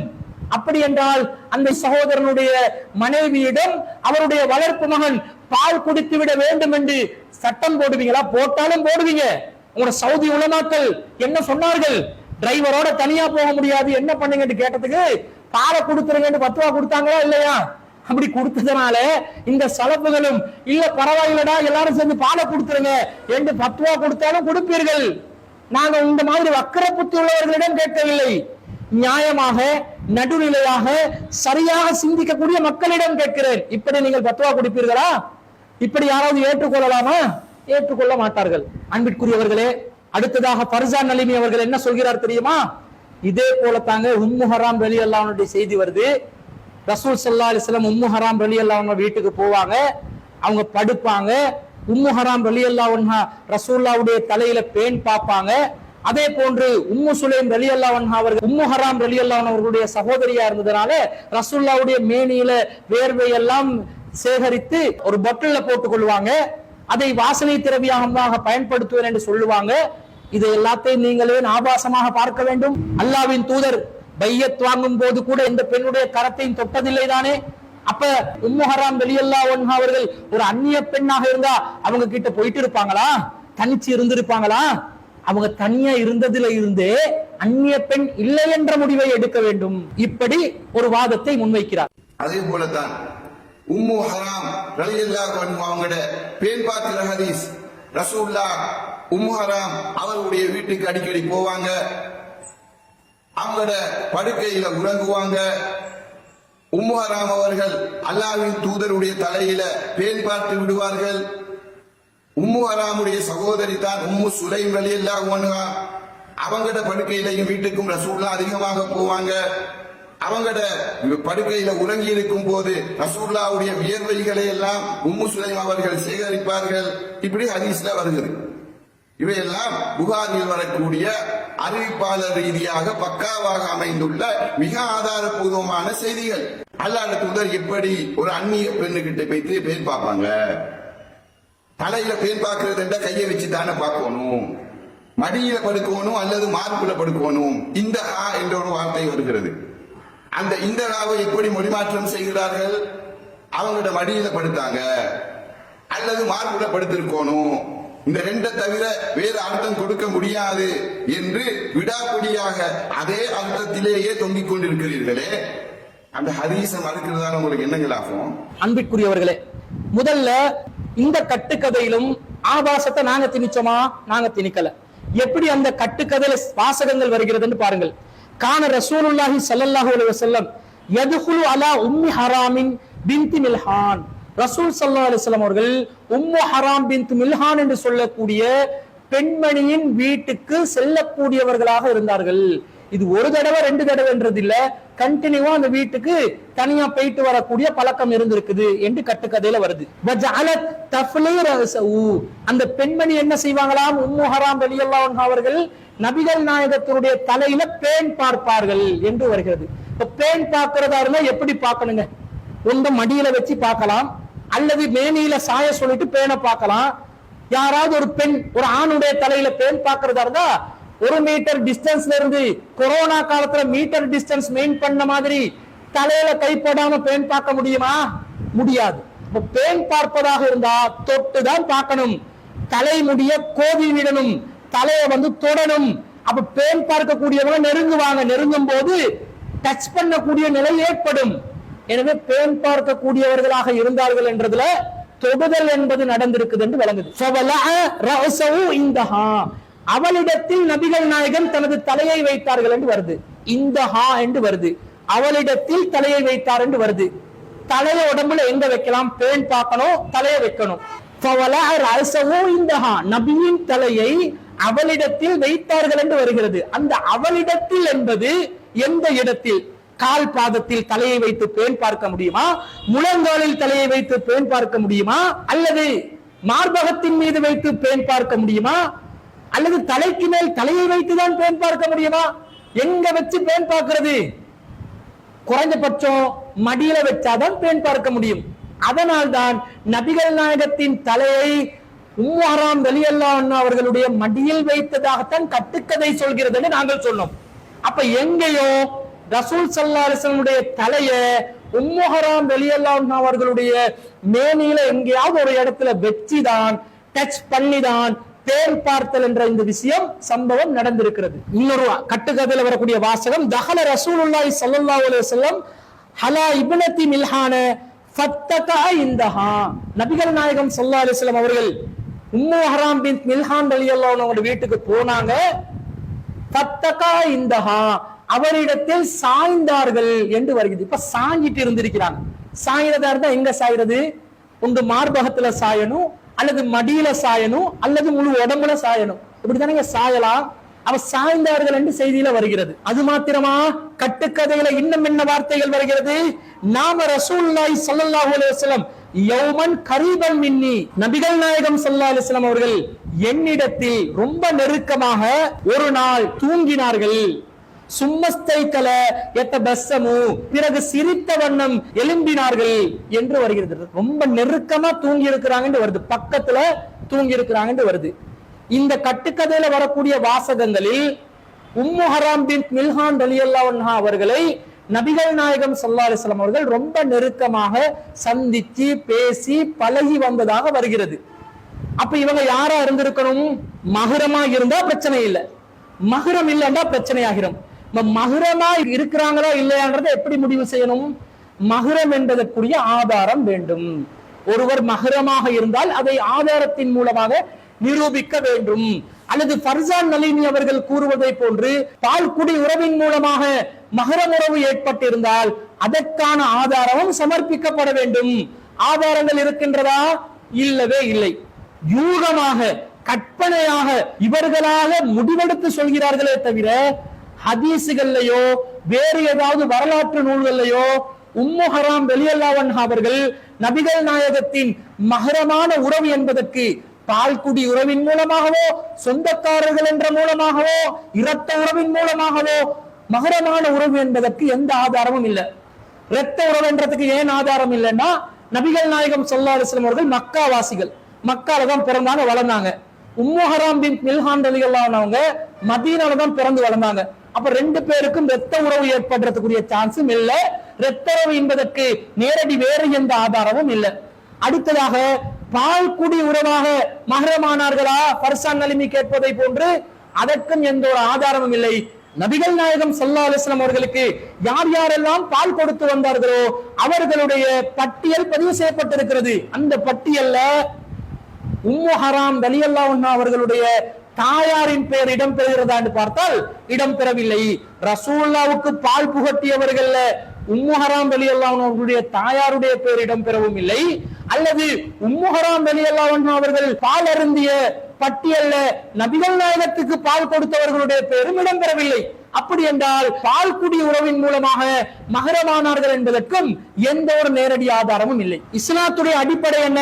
மஹ்ரம் என்ற உறவை தீர்மானிப்பதற்கு அது இரத்த உறவாக இருந்தாலும் பால்குடி உறவாக இருந்தாலும் நேரடி ஆதாரம் இருக்க வேண்டும். ஃபர்சான் நலீமி அவர்கள் என்ன சொல்கிறார்? ஆயிஷா ரலியல்லாஹு அன்ஹா அவர்களுடைய பால்குடி உறவை கூட ரசூலுல்லாஹ்வுக்கு தெரியாம இருந்துச்சா இல்லையா? அந்த மாதிரி இதுவும் தெரியாமல் இருந்திருக்கும் என்று சொல்கிறார். அப்படி அல்ல. பால்குடி உறவு என்பதற்கு ஆதாரம் தெரியாம போனா அதனால பால்குடி உறவானாங்க முடிவெடுக்க இயலாம். ஆதாரம் தெரியாமல் போனா இல்லை என்றுதான் முடிவெடுக்க வேண்டும். இருந்தால் தான் இருக்குது என்று முடிவெடுக்க வேண்டும். உங்கள் எல்லாருக்கும் தெரியும், உக்பத் இப்னு ஹாரிஸ் ரலியல்லாஹு அன்ஹு அவர்கள் ஒரு பெண்ணை திருமணம் செய்வதற்காக தயாராகுகின்ற நேரத்தில் அந்த பெண் இவருடைய பால்குடி சகோதரி என்று தெளிவாக கூறப்படுகிறது. கூறப்பட்ட உடனே அவர் என்ன செய்யறாரு? இப்ப சொல்லப்பட்டாச்சு. சொல்லப்பட்ட உடனே ரசூல் ஸல்லல்லாஹு அலைஹி வஸல்லம் நாடி வருகிறார். ரொம்ப தூரம் பயணம் செய்து அல்லாஹ்வின் தூதரை அடைந்து கேட்கிறார், அல்லாஹ்வின் தூதரே, இந்த பெண்ணை நான் திருமணம் முடிப்பதற்கெல்லாம் ஆயத்தமாகிட்டேன். ஆனா அந்த பெண் பால்குடி உறவின் மூலமாக எனக்கு சகோதரியாக்கப்பட்டு விட்டால் என்று சொல்லப்பட்டு விட்டது. இப்ப நான் என்ன செய்யலாம் என்று கேட்டதுக்கு ரசூல் ஸல்லல்லாஹு அலைஹி வஸல்லம் என்ன வார்த்தை சொன்னாங்க? ஒத்த வார்த்தையில் பதில் சொன்னார்கள். கைஃப வகது கீழ, சொல்லப்பட்ட பிறகு எப்படி என்று கேட்டார்கள். அப்ப பால்குடி உறவு என்றால் சொல்லப்பட்ட பிறகு பால்குடி உறவு என்றது தீர்மானமாகும். சொல்லப்படாவிட்டால் இதே உக்பத் இப்னு ஹாரிஸ் ரலியல்லாஹு அன்ஹு அவர்களுக்கு அந்த பெண் பால்குடி உறவின் மூலமாக சகோதரி என்று சொல்லப்படாத நிலை இருந்திருந்தால் அவர் என்ன செய்திருப்பார்? அந்த பெண்ணை திருமணம் முடித்திருப்பார். அப்ப என்ன அர்த்தம்? கைஃப வகது கீழ, சொல்லப்பட்ட பிறகு எப்படி என்றால் சொல்லப்பட்டால் தான் உறவு, சொல்லப்படலையா ஆதாரம் இல்லையா அப்ப பால்குடி உறவு என்பது கிடையாது. இப்ப உம்மு ஹராம் பின் மில்ஹான் ரலியல்லாஹு அன்ஹா அவர்கள் அல்லாஹ்வின் தூதர் ஸல்லல்லாஹு அலைஹி வஸல்லம் அவர்களுடைய பால்குடி உறவு என்பதற்கு ஏதாவது ஒரு ஒத்த ஆதாரத்தை நீங்க தருவீங்களா? தரமாட்டீங்க. யூகம், கட்டு கதண்டு விளங்குது. மஹ்ரமான உறவுக்கு ஆதாரம் இல்லைன்னு விளங்குது. தூக்கி கடாச வேண்டியதுதானே? எதுக்கு தூக்கி பிடிக்கிறீங்க? எதுக்கு அதை தலையில போட்டு கட்டி கொள்றீங்க? ஹதீஸ்களை மறுப்பதனால் உங்களுக்கு என்ன லாபம் என்று கேக்குறீங்க? லாபம் இருக்குதுங்க. இதை மறுக்கலன்னு வைங்க, அவன் கண்டறிந்த மாதிரி உறவுக்கு ஆதாரம் இல்லாவிட்டாலும் பரவாயில்லை, பால் குடி உறவுதான் என்று நினைத்துக் கொள்வோம் என்று போவான். அவன் தகாத உறவுக்கு இது ஆதாரமா காட்டுவான். ஒருத்தர் விபச்சார விடுதியில சிக்கினா நாங்க பால்குடி சகோதரர்கள் என்றுவான், ஆதாரம் தெரியவில்லை என்றுவான். இது விபச்சாரத்துக்கும் மானக்கேடான விஷயத்துக்கும் வழிவகுக்கும். நான் கேட்கிறோம் திருப்பி உங்ககிட்ட, இந்த மாதிரி கட்டுக்கதைகளை, தவறான வழிகளுக்கு வழிகாட்டக்கூடியவைகளை, அருவருக்கத்தக்க விஷயங்களை சொல்லக்கூடியவைகளை மறுப்பதனால் உங்களுக்கு என்ன கேடு வருது என்று கேட்கிறோம். அல்லாஹ்வுடைய தூதருடைய அஹ்லாக்குக்கு மாற்றமா இருக்குது.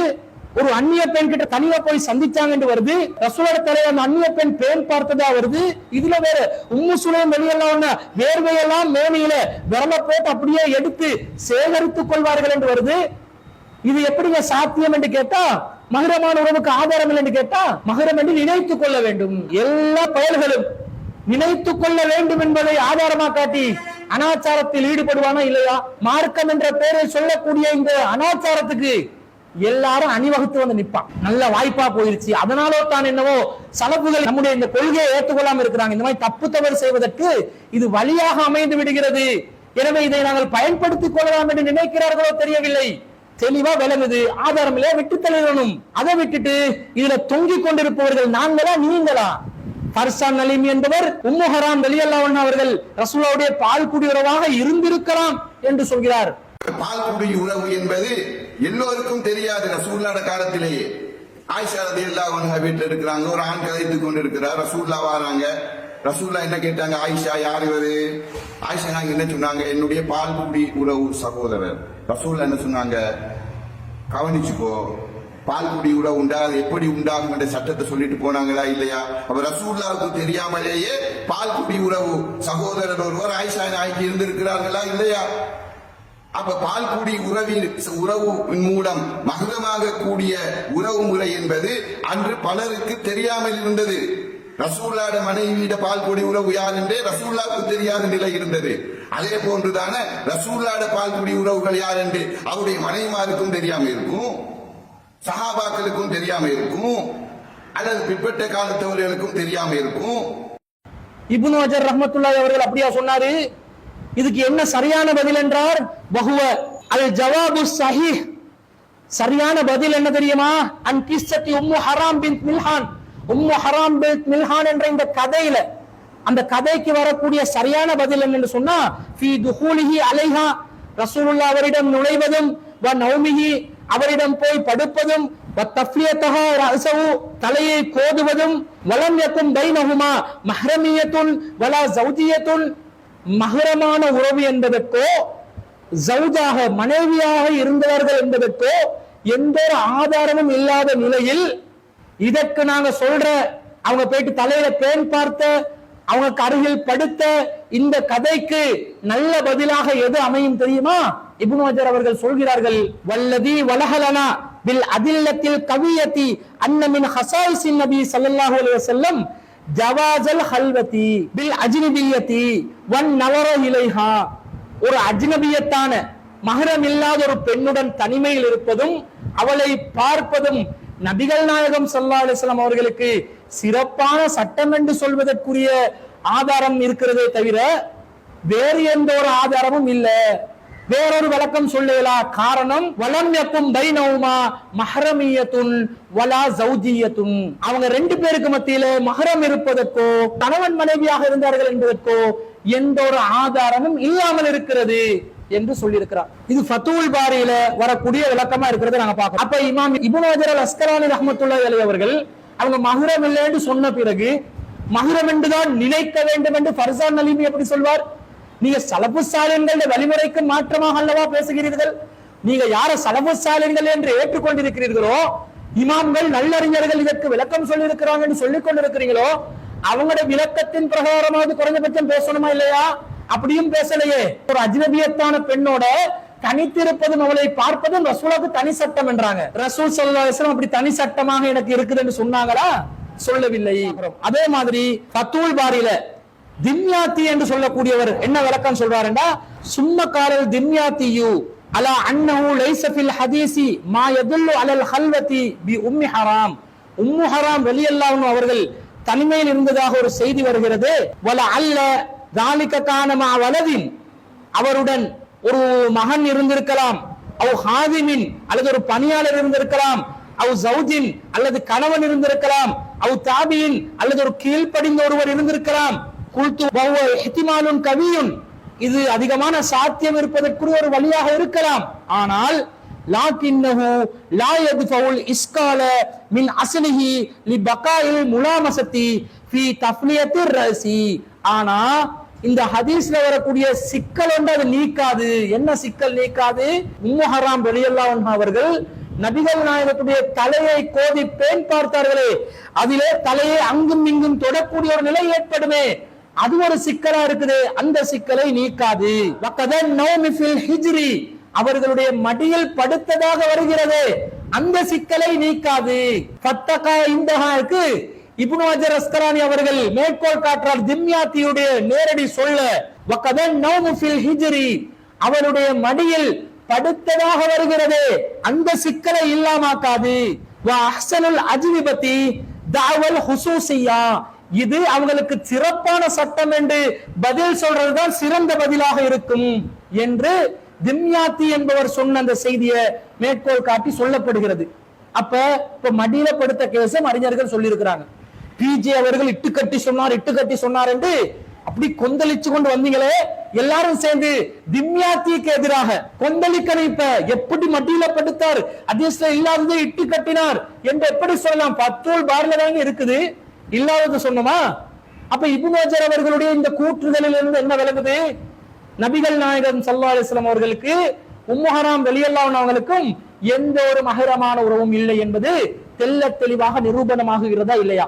அப்ப அறிஞர்கள் கூட மஹரம் இல்லைன்ட்டாங்க. ஃபர்சான் நலிமி எப்படி மஹரம் என்றுவாரு, எப்படி பால் குடி உறவு என்பாரு? தெளிவாக யூகத்தில் மூழ்குபவர்கள் என்பது இதன் மூலம் நிரூபணமாகுகிறது. அடுத்ததாக அல்லாஹ்வின் தூதர் ஸல்லல்லாஹு அலைஹி வஸல்லம் அவர்களுக்கும் உம்மு ஹராம் பின்த் மில்ஹான் ரலியல்லாஹு அன்ஹா அவர்களுக்கும் ஒரு மஹரமான உறவு ஒன்று இருக்கும் என்று சொன்னா அது வெளிப்படுத்தப்படக்கூடிய ஒரு இடமாக ஒரு இடம் இருந்துச்சு. அது எப்படி? முஸ்லிம்ல வரக்கூடிய செய்தி 2632வது செய்தி. அண்ணன் நபிய ஸல்லல்லாஹு அலைஹி வஸல்லம் லம் யகுன் யதுகுலு பைத்தன் பில் மதீனா கைர பைத்தி உம்மு சுலைம், உம்மு சுலைம் ரலியல்லாஹு அன்ஹா அவங்களோட வீட்டை தவிர வேறு எந்த பெண்ணுடைய வீட்டுக்கும் நபிகள் நாயகம் ஸல்லல்லாஹு அலைஹி வஸல்லம் அவர்கள் செல்வதில்லை. இல்லா அலா அஸ்வாஜிஹி, நபி ஸல்லல்லாஹு அலைஹி வஸல்லம் அவருடைய மனைவிமார்களுடைய வீடுகளுக்கு செல்வார்களே தவிர அந்நிய பெண்களுடைய வீடுகளுக்கு போறதா இருந்தா உம்மு சுலைம் ரலியல்லாஹு அன்ஹா வீட்டுக்கு தான் போவாங்க. உம்மு சுலைம் ரலியல்லாஹு அன்ஹாவுடைய சகோதரி தானே உம்மு ஹராம் ரலியல்லாஹு அன்ஹா அவர்கள். அப்ப ரசூலுல்லாஹ் மனைவிமார்களுடைய வீட்டுக்கு தான் போவாங்களாம். போறதா இருந்தா அவங்களை தாண்டி ஒரு அந்நிய பெண்ண வீட்டுக்கு போறதா இருந்தா, அவங்களை தாண்டி ஒரு பெண்ணுடைய வீட்டுக்கு போறதா இருந்தா உம்மு சுலைம் ரலியல்லாஹு அன்ஹா வீட்டுக்கு தான் போவாங்க. ஃபகீல லஹு, ஏன் இப்படி போறீங்க என்று கேட்கப்பட்ட நேரத்துல ஃபகால இன்னி அர்ஹமுஹா, நான் அவங்களுக்கு இரக்கம் காட்டுறேன் என்று ரசூலுல்லாஹ் சொன்னதா வருது. குத்தில அஹூஹா மஇ, அவருடைய சகோதரன் என்னுடன் ஒரு போர்க்களத்திலே ஷஹீதாக்கப்பட்டார், அதனால நான் அவங்களுக்கு இரக்கம் காட்ட போறேன் என்று நபிகள் நாயகம் சொன்னதா வருது. அப்ப மஹரமான உறவு என்பதனால் போனதா வந்துச்சா? இல்ல, இரக்கம் காட்ட போனாங்க என்று வருது. இப்ப இரக்கம் காட்டுவோமா? ஃபர்சான் நலிமி அவர்கள் இரக்கம் காட்டுவாரா? சலஃபு ஆலிம்கள் எல்லாம் இரக்கம் காட்டுவீங்களா? மஹரம் அல்லாத பெண்களுக்கு அவங்களோட வீடுகளுக்கு தனியா போயிட்டு வந்து இரக்கம் காட்டுறதுக்கு தயாரா இருக்கிறீங்களா?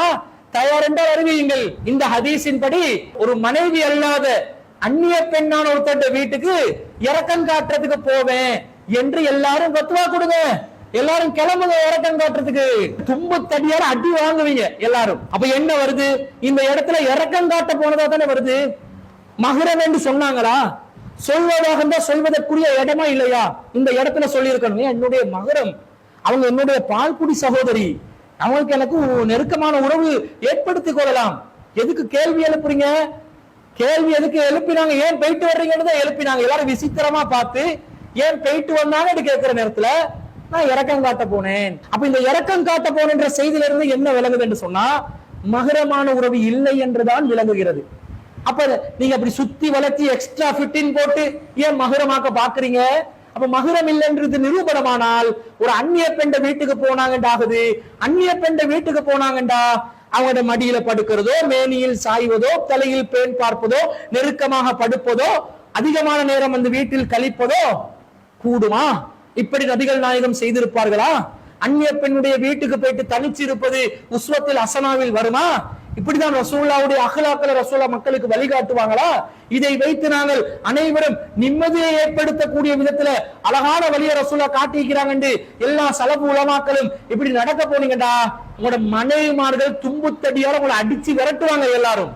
அப்ப உங்களுக்கே தெரியுது, மனசாட்சியில படுது, இதுல தப்பு இருக்குது, தவறு இருக்குது, இதை ஒதுக்கிதான் வைக்கணும் என்று விளங்குது. நீங்கள் மறைத்துக் கொண்டிருக்கிறீர்கள், நாங்கள் இதை வெளிப்படையாக சொல்லிக் கொண்டிருக்கிறோம். இதுதான் வித்தியாசம். அப்ப இந்த செய்தியையும் நாங்கள் ஏற்றுக்கொள்ளவில்லை. இந்த செய்தியில ஆபாசம் தான் இருக்கிறது, அசிங்கம் தான் இருக்கிறது. இஸ்லாத்துல ஒரு ஆணும் பெண்ணும் தனித்திருக்க முடியாது. சாலிசுவா சைத்தான், மூன்றாவதாக சைத்தான் இருப்பான் என்று ரசூலா சொன்னாங்க. அதனால ஒரு அந்நிய பெண்ணோட தனிச்சிருக்க முடியாது என்பதனால எந்த அல்லாஹ்வின் தூதர் இந்த கட்டளையை இட்டார்களோ அந்த அல்லாஹ்வின் தூதரை இதற்கு மாற்றம் செய்ய மாட்டார்கள். அல்லாஹ்வின் தூதருடைய அகலாக்கு இது மாற்றமாக வர்றதுனால இதை ஏற்றுக்கொள்ளக் கூடாதுன்னு சொல்கிறோம். அன்பிற்குரியவர்களே, இறுதியாக ஃபர்சான் நலிமி அவர்கள் என்ன சொல்கிறார் தெரியுமா? இப்ப பாருங்க, இன்றைக்கு புகாரி முஸ்லிம் மீதுள்ள நம்பிக்கை எல்லாம் இழந்துட்டாங்க, ஹதீஸ் கிரந்தங்கள் மீதுள்ள நம்பிக்கை எல்லாம் இழந்து போயிடுச்சு.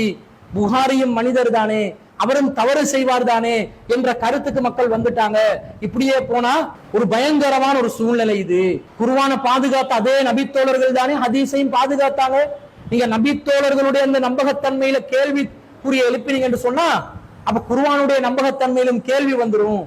அதனால இந்த நிலையை நாங்க ஏற்றுக்கொள்ள மாட்டோம் என்று சொல்கிறார். இன்னைக்கு புகாரி மீது உள்ள நம்பிக்கை, முஸ்லிம் மீது உள்ள நம்பிக்கை, ஏனைய ஹதீஸ் கிரந்தங்கள் மீது உள்ள நம்பிக்கை அப்படியே மழுங்கி போய்விட்டது. அந்த அந்தஸ்து இன்னைக்கு இல்ல. புகாரியா மனுஷன் தானே, இந்த நிலைக்கு வந்து விட்டது. லா ஹவ்ல வலா குவத்த இல்லா பில்லாஹ். ஒரு பயங்கரமான பாதை. ஹதீஸ்களை மறுக்க ஆரம்பித்து விட்டால் ஹதீஸ்களை பாதுகாத்ததும் சஹாபாக்கள் என்ற மனிதர்களை வைத்துத்தான், குர்ஆனை பாதுகாத்ததும் அதே சஹாபாக்கள் என்ற மனிதர்களை வைத்துத்தான். ஹதீஸை மறுத்தால், மனித பலவீனத்தை சொல்லி மறுத்தால் அதே மனித பலவீனம் குர்ஆனிலும் வரலாமா இல்லையா என்பர்களே? ஃபர்சான் நலீமி அவர்களே, இந்த இமாம்களை பாதுகாக்கணும் என்ற பேர்ல அல்லாஹ்வின் தூதரை பறிகொடுக்கும் மனோநிலை தான் உங்களுக்கும் இருக்கிறது. இமாம்கள் தவறுக்கு அப்பாற்பட்டவர்கள் என்ற மனோநிலையில் தான் நீங்களும் இருக்கிறீர்கள். புகாரியும் மனிதர் தானே, புகாரியும் மனிதர் தானே என்று கேள்வி எழுப்பி இமாம் புகாரி மீது உள்ள மதிப்பை இழந்துட்டாங்க. அப்ப கடவுள் என்று சொல்ல சொல்றீங்களா? இமாம் புகாரி அவர்களை நபி என்று சொல்ல சொல்றீங்களா? இமாம் புகாரி அவர்களை மலக் என்று சொல்ல சொல்றீங்களா? மனிதர்களை மனிதர்கள் என்று தான் சொல்லணும். இமாம் புகாரி அவர்களும் மனிதர் தான், அவரும் தவறு செய்பவர் தான், அவரிடம் தவறு நிகழும் தான். அவர் பாதுகாத்து வைத்த செய்திகள்ல தவறுகள் இடம்பெறலாம், மனிதர்கள் என்ற வகையில அவருக்கும் தவறு நிகழலாம். இதுதான் இஸ்லாத்துடைய அடிப்படை கொள்கை.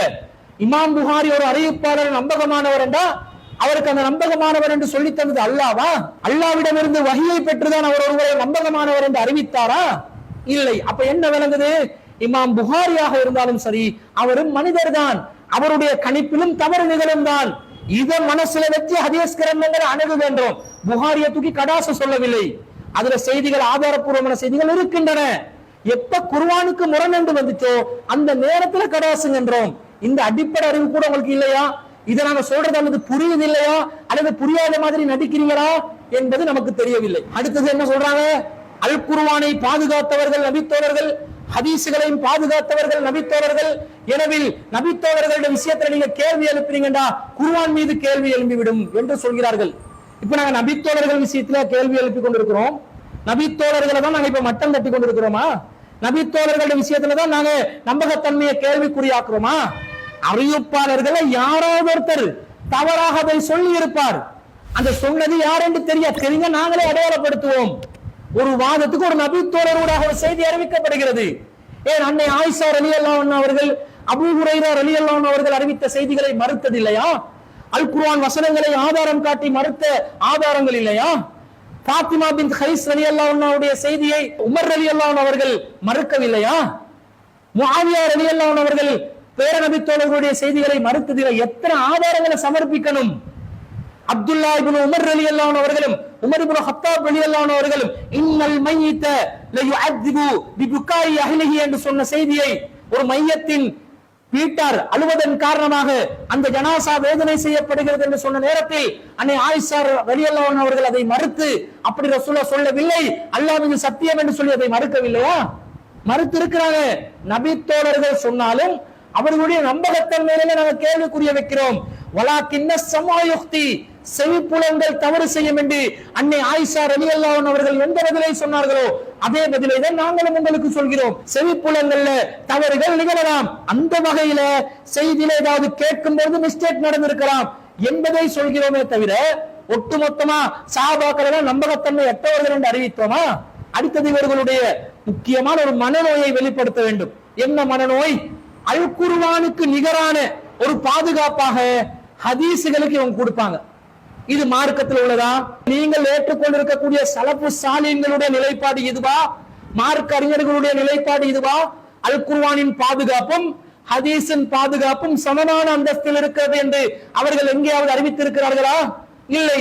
அல் குர்ஆனுடைய பாதுகாப்பு தனி பாதுகாப்பு, ஹதீஸுடைய பாதுகாப்பு வேறு வடிவம் பெறுகிறது. அல்லாஹ்வின் தூதர் ஸல்லல்லாஹு அலைஹி வஸல்லம் அவர்கள் வஹி அருளப்படுகின்ற காலகட்டத்திலே குர்ஆனை மனதில் பாதுகாப்பதற்குரிய அந்த வழிமுறையை குர்ஆன் மூலம் மேம்படுத்துகிறார்கள். பல் ஹுவ ஆயாத்துன் பையினாத்துன் ஃபீ சுதூரில் லதீன ஊத்துல் இல்ம, இது தெள்ளத் தெளிவான வசனங்கள், கல்வி வழங்கப்பட்டவர்களுடைய உள்ளங்களிலே இது பாதுகாக்கப்படுகிறது என்று சூரத்துல் அன்கபூத்ல 29வது அத்தியாயத்துல 49வது வசனத்துல அல்லாஹ் சொல்லி காட்டுறான். உள்ளங்கள்ல ஹிஃபுல்ல வச்சிருந்தாங்க. நபிகள் நாயகத்துடைய உள்ளத்துல குர்ஆன் இருந்துச்சு, சஹாபாக்களுடைய உள்ளத்துல குர்ஆனை மனப்பாடம் செய்ய வச்சாங்க, தொழுகையில அன்றாடம் குர்ஆனை ஓத வச்சாங்க, சூரா ஃபாத்தியாக்கு பிறகு பிற அத்தியாயங்களை முடிந்த அளவில் திலாவத் பண்ணுவதற்கு ரிப்பீட் பண்ண ஒரு நாளைக்கு 5 தடவைகள் வீதம் திரும்ப திரும்ப திலாவத்துக்குரிய அந்த வழியை காட்டுறாங்க. தனியாக குர்ஆனை ஓதுவதனூடாக அதனுடைய சிறப்புகளை காட்டுறாங்க. குர்ஆன் எப்போதும் மனப்பாடத்துல ஹிஃபுல்ல பாதுகாக்கப்பட்டு வந்தது. இந்த நிலையில ஹதீஸ் பாதுகாக்கப்பட்டுச்சா? ஒரு நபித்தோழர் குறைந்தபட்சம் 25, 30, 50, 100 ஹதீசுகளை மொத்தமாக மனப்பாடமாக்கி வச்சிருந்தாங்களா? அவங்களுக்கு இயன்ற அளவு நபிகள் நாயகத்தினுடைய அந்த நபி வழியை அவர்கள் விளங்கி வைத்து நபிகள் நாயகத்துடைய அந்த வார்த்தைகள்ல வாரது கூட மனப்பாடம் செஞ்சாங்க. செயல் வடிவம் வாரது அவங்களா விளங்கி சொன்னாங்க. இந்த ஒரு நிலையில வேறுபாட்டுல தானே ஹதீசுகளை மனநம்ல வச்சிருந்தாங்க. இதை பார்க்கிறோம். அடுத்ததாக ரசூல் என்ன செஞ்சாங்க? ரசூல் ஸல்லல்லாஹு அலைஹி வஸல்லம் காலத்திலேயே குர்ஆனை எழுதி கொள்ள சொல்லி சொல்றாங்க. லா தக்துபு அன்னி ஷைஅன் இல்லல் குர்ஆன், என்னிடமிருந்து குர்ஆனை தவிர வேறு எதையும் நீங்கள் எழுதி கொள்ளாதீர்கள் என்று நபி ஸல்லல்லாஹு அலைஹி வஸல்லம் அவர்கள் சஹாபாக்களுக்கு கட்டளையிட்டார்கள். அஹ்மதுல 10731வது ஹதீஸ். குர்ஆனை எழுதிக்கோங்க, வேற எதையும் எழுதாதீங்கன்றாங்க.